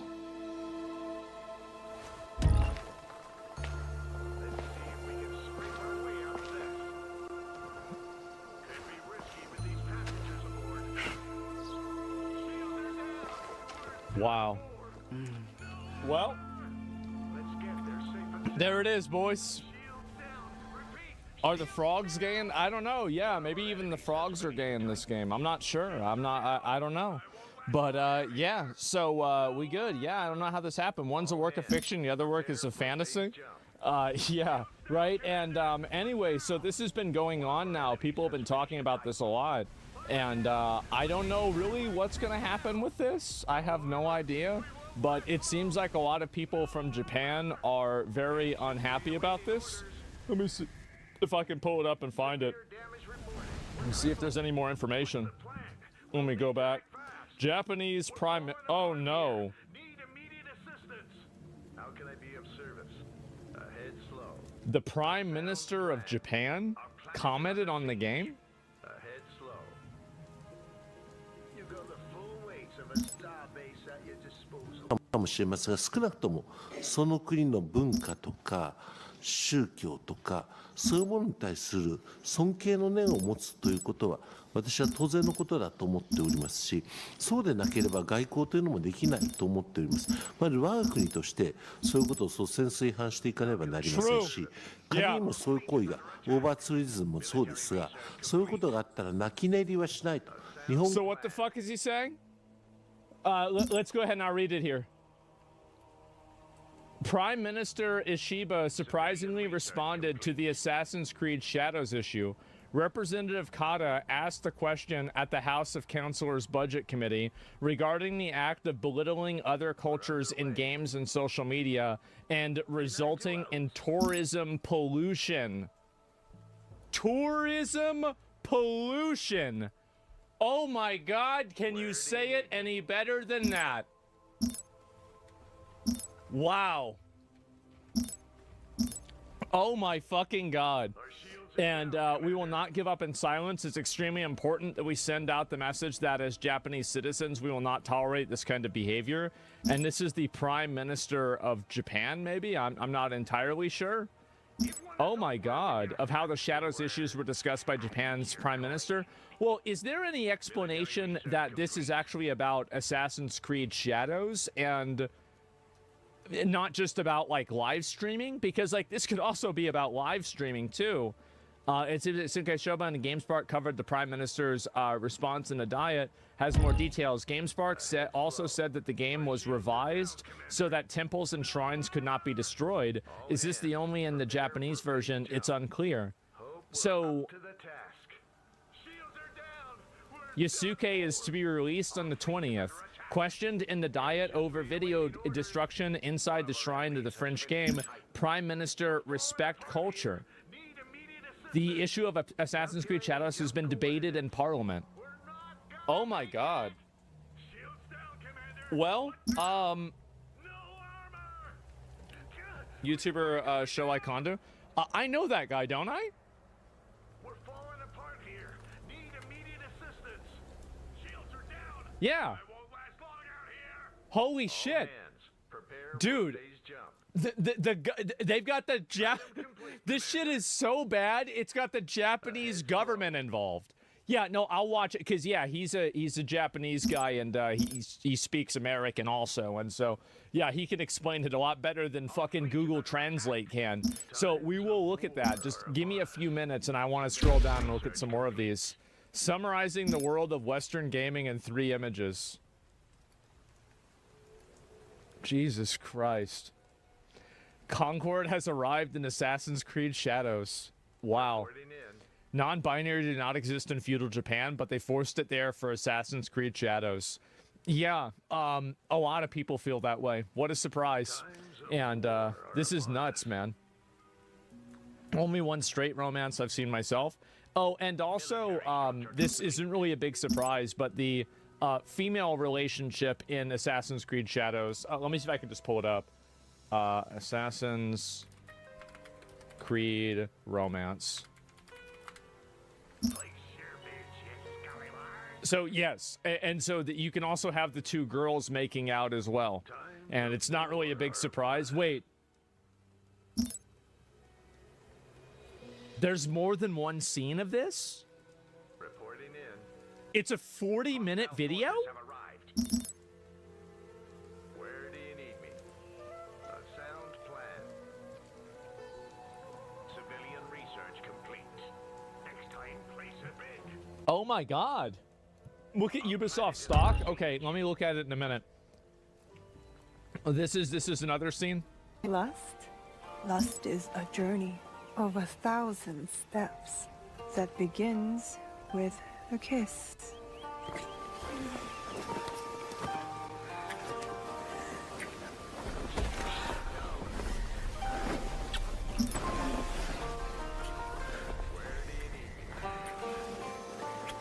They really went in on this one, huh? Man, look at the dialogue in this game is very what's the way that I can explain the dialogue in this game? It could be better. Yeah, I would say, yeah, that's probably where I would go with. Yeah, I'd say it could be better. This another one? Watch where you point that thing. What's wrong, Igahime? Does my teppo make you nervous? I like your oh, wow. No, I like dangerous weapons. What about dangerous women? Even better. We'll see. One of our enemies has finished a Titan. Times of war are upon us. All hands, prepare for phase jump. Wow. We're going down. Hostile forces have arrived. Wow. That's really impressive. That's really, really impressive. Oh my God. Yeah, garbage dialogue, not even trying to hide it. It's just the dialogue is just mediocre. Like, I don't care if they want to have a lesbian relationship. I mean, I'm not going to complain about that. But, like, it's just, it's funny to see this kind of stuff happen, right? What is this here?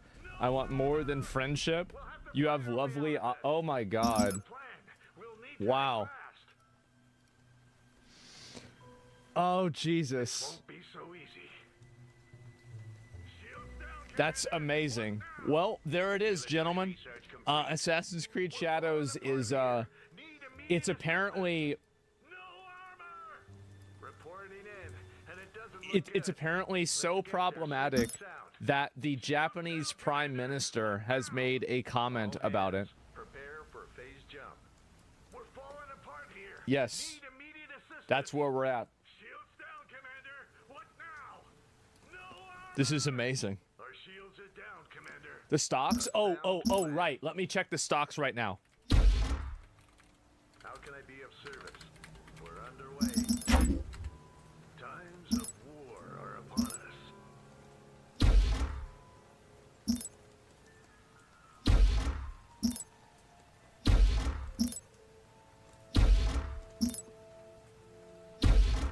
I'm so stupid. I'm so stupid. You guys can't see it. An auction is underway. Defense upgrade complete. You got the full weight of Look the at that. base at your disposal. Oh no. Military structure complete. Oh no. Wow. It's gonna be a penny stock? Well, let's compare it to where it was at, right? And so are they cooked? Well, let's find out. So this is the 5-year. So it used to be $20, and now it's $2. So if you invested $100, you now have $10. If you invested $1,000, you now have $100. If you invested $10,000, you now have $1,000. That's right. That's the wrong stock. It doesn't matter. This stock is a representative sample of the European stock. If you look at the European stock, you'll see that the graph and the trend is the same, although the numbers are different. And so, yeah, it's a representative sample because it's 1/5 of the shares of the company. And so, minus 80% over 5 years, yes, minus 78.59%. This, in my opinion, is catastrophic. It is absolutely catastrophic, and let me explain why. This company, and also it was even higher in 2018. Look at that. The reason why it's so bad is because Assassin's Creed was supposed to be their ace in the hole. It was supposed to be their big game, and like, okay, we're gonna go and we're gonna release this game and it's gonna turn things around. Everybody's gonna buy the game, people are gonna like the game, etc., right? It's not out yet though. Yes, but here's the problem.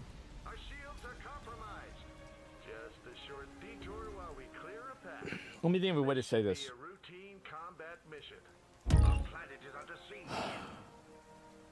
Do you think it's going to go up massively tomorrow? Because, like, we already know, like, the revenues are out. Yeah, you already have reviews of the game. You have people discussing the game. You have the game already, you know, like, in the eyes of the public. So investors now are able to have a gauge on user sentiment of the game, right? Is it a perfect gauge? No, it's not. But, like, it is a, like, do you really think that the stock wouldn't have gone up? Like, think about From Software, the moment that Elden Ring review embargo went away. I bet it started going up like this, right? Probably it did.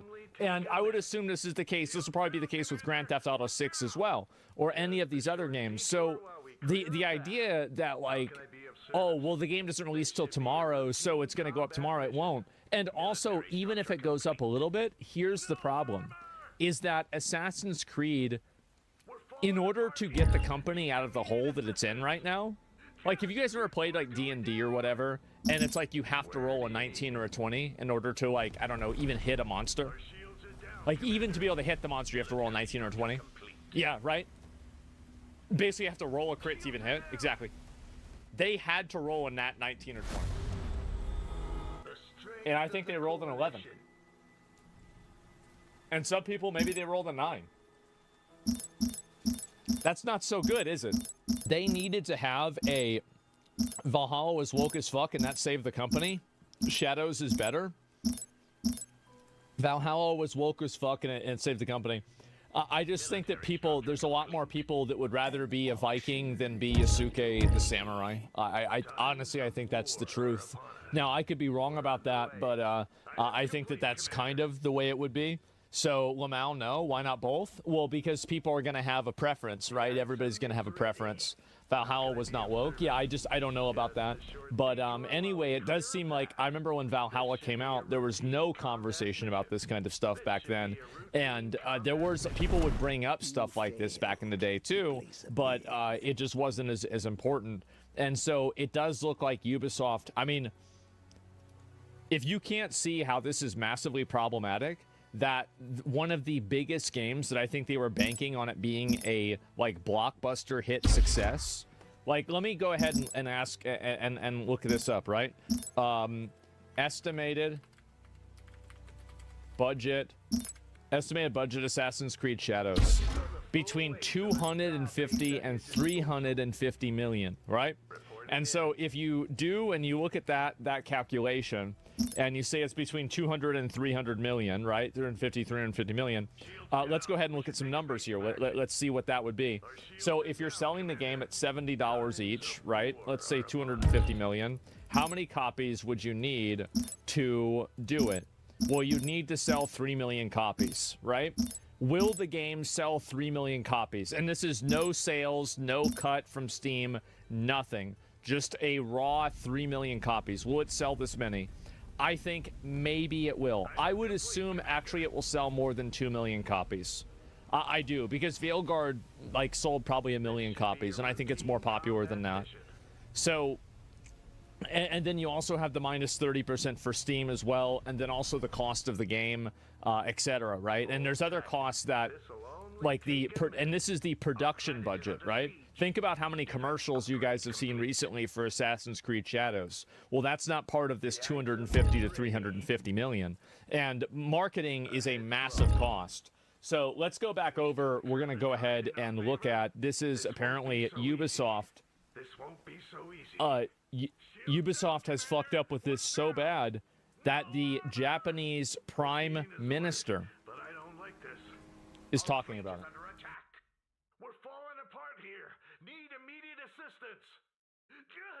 We're going down.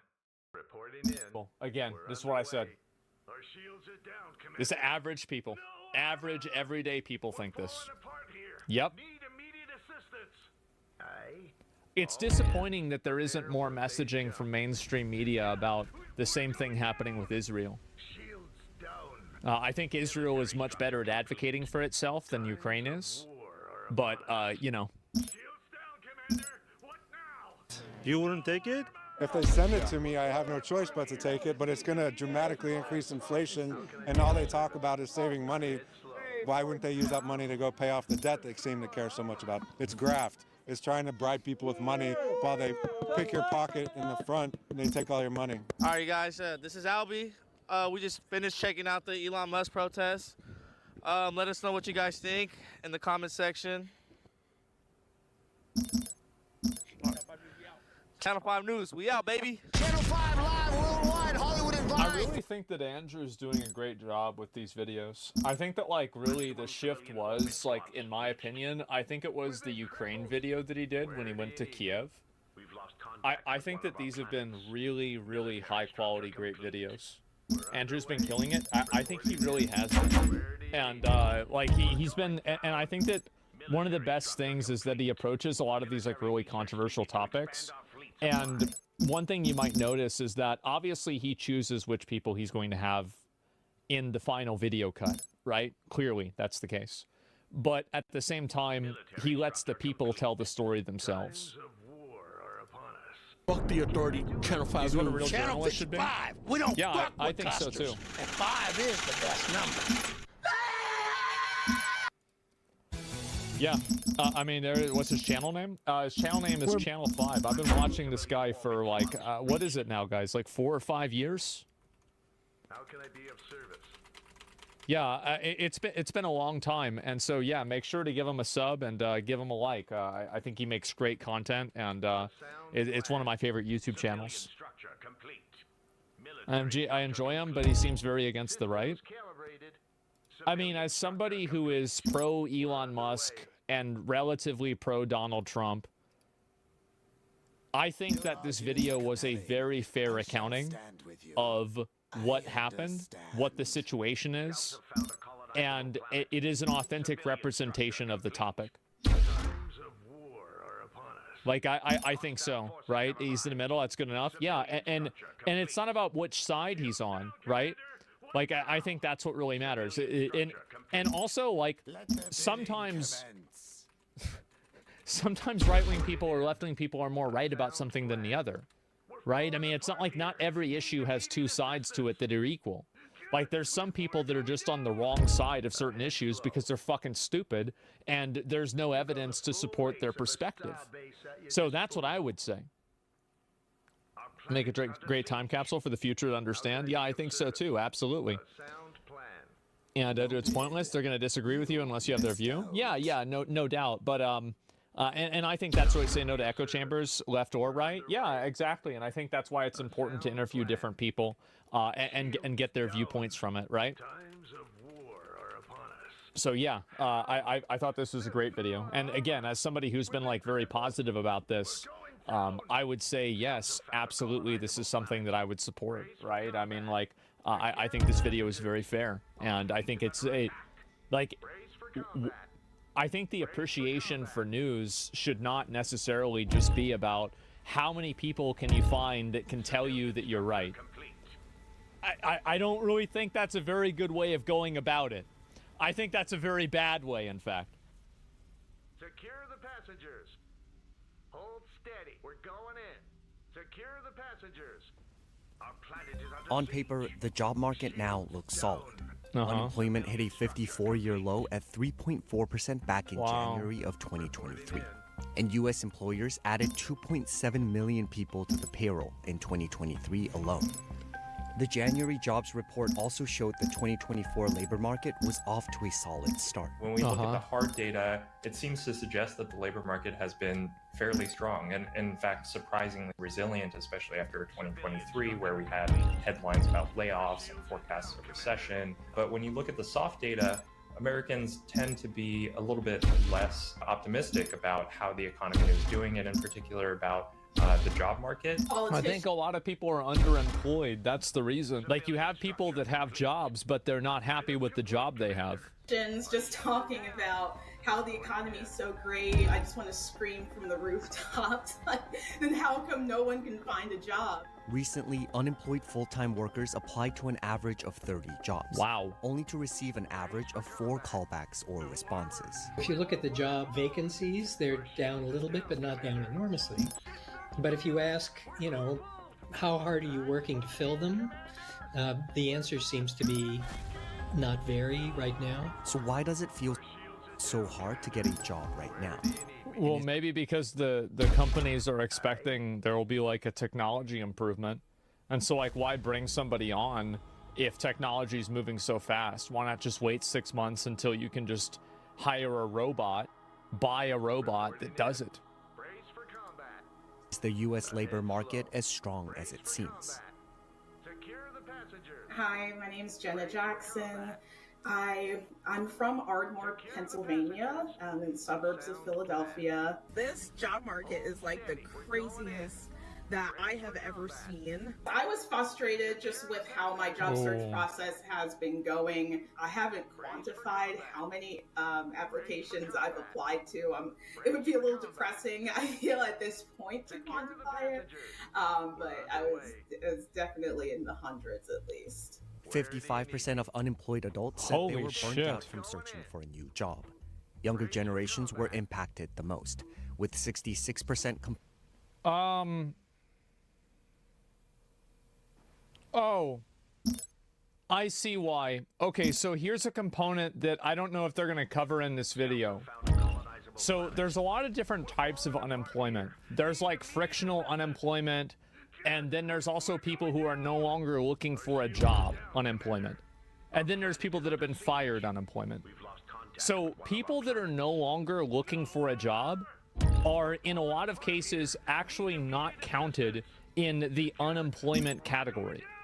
So if 55% of people are saying this, and seasonal, yeah, seasonal jobs too. So I don't know if they're going to cover this or not, but you can look at 33%, but if you're not covering those other people, then that's not going to be it. Stupid, but indeed the truth? No, it is. Like, you can look it up and see for yourself. Now, there's different ways of reporting unemployment. There are ways that take that into consideration and ways that don't take that into consideration. I don't know if the way that they reported on this video does do that or not. I am assuming that it doesn't. Complaining of burnout stemming from job search. Looking for a job can be a full-time job. There's a lot that goes into it. Filling out applications online can be tedious and can be time-consuming and can be really stressful. Every day just feels like Groundhog Day. You're waking up doing the same thing. When I looked at the data, if you just applied to a job through a job board, the odds of you getting hired were about 3%. So you got to apply to a lot of different jobs in order to have a chance to get them, and you're going to get lots and lots of just no responses. Yeah, sure. And it's exhausting if you do that. A 2023 study from Glassdoor revealed that mentions of applicants being ghosted by their prospective employers. I don't agree with this. This is a bad term, and this is a bad graph. Ghosting is a social word. Sorry, it's like a buzzword now, or a slang word. That's just what I'm going to say, slang word. So obviously, people using the word ghosting was less popular in 2016 because the term wasn't widely acknowledged by the public. So if you're putting in this is such. Why would you put this? You failed. This is so bad. Substantially since before the COVID-19 pandemic. We often hear from job seekers that they send out tons and tons of applications and they don't even hear back, and that can be very emotionally and mentally taxing. It's unprofessional as well. It's like, especially if you're going to take the time to do an interview with them, you can at least let them know. And I think it's because of technology. It's easy to put up a job, and so many people can see that job. So when you get such an overwhelming response, it's often very difficult to get back to every single solitary candidate. Certainly during the Great Resignation, when the market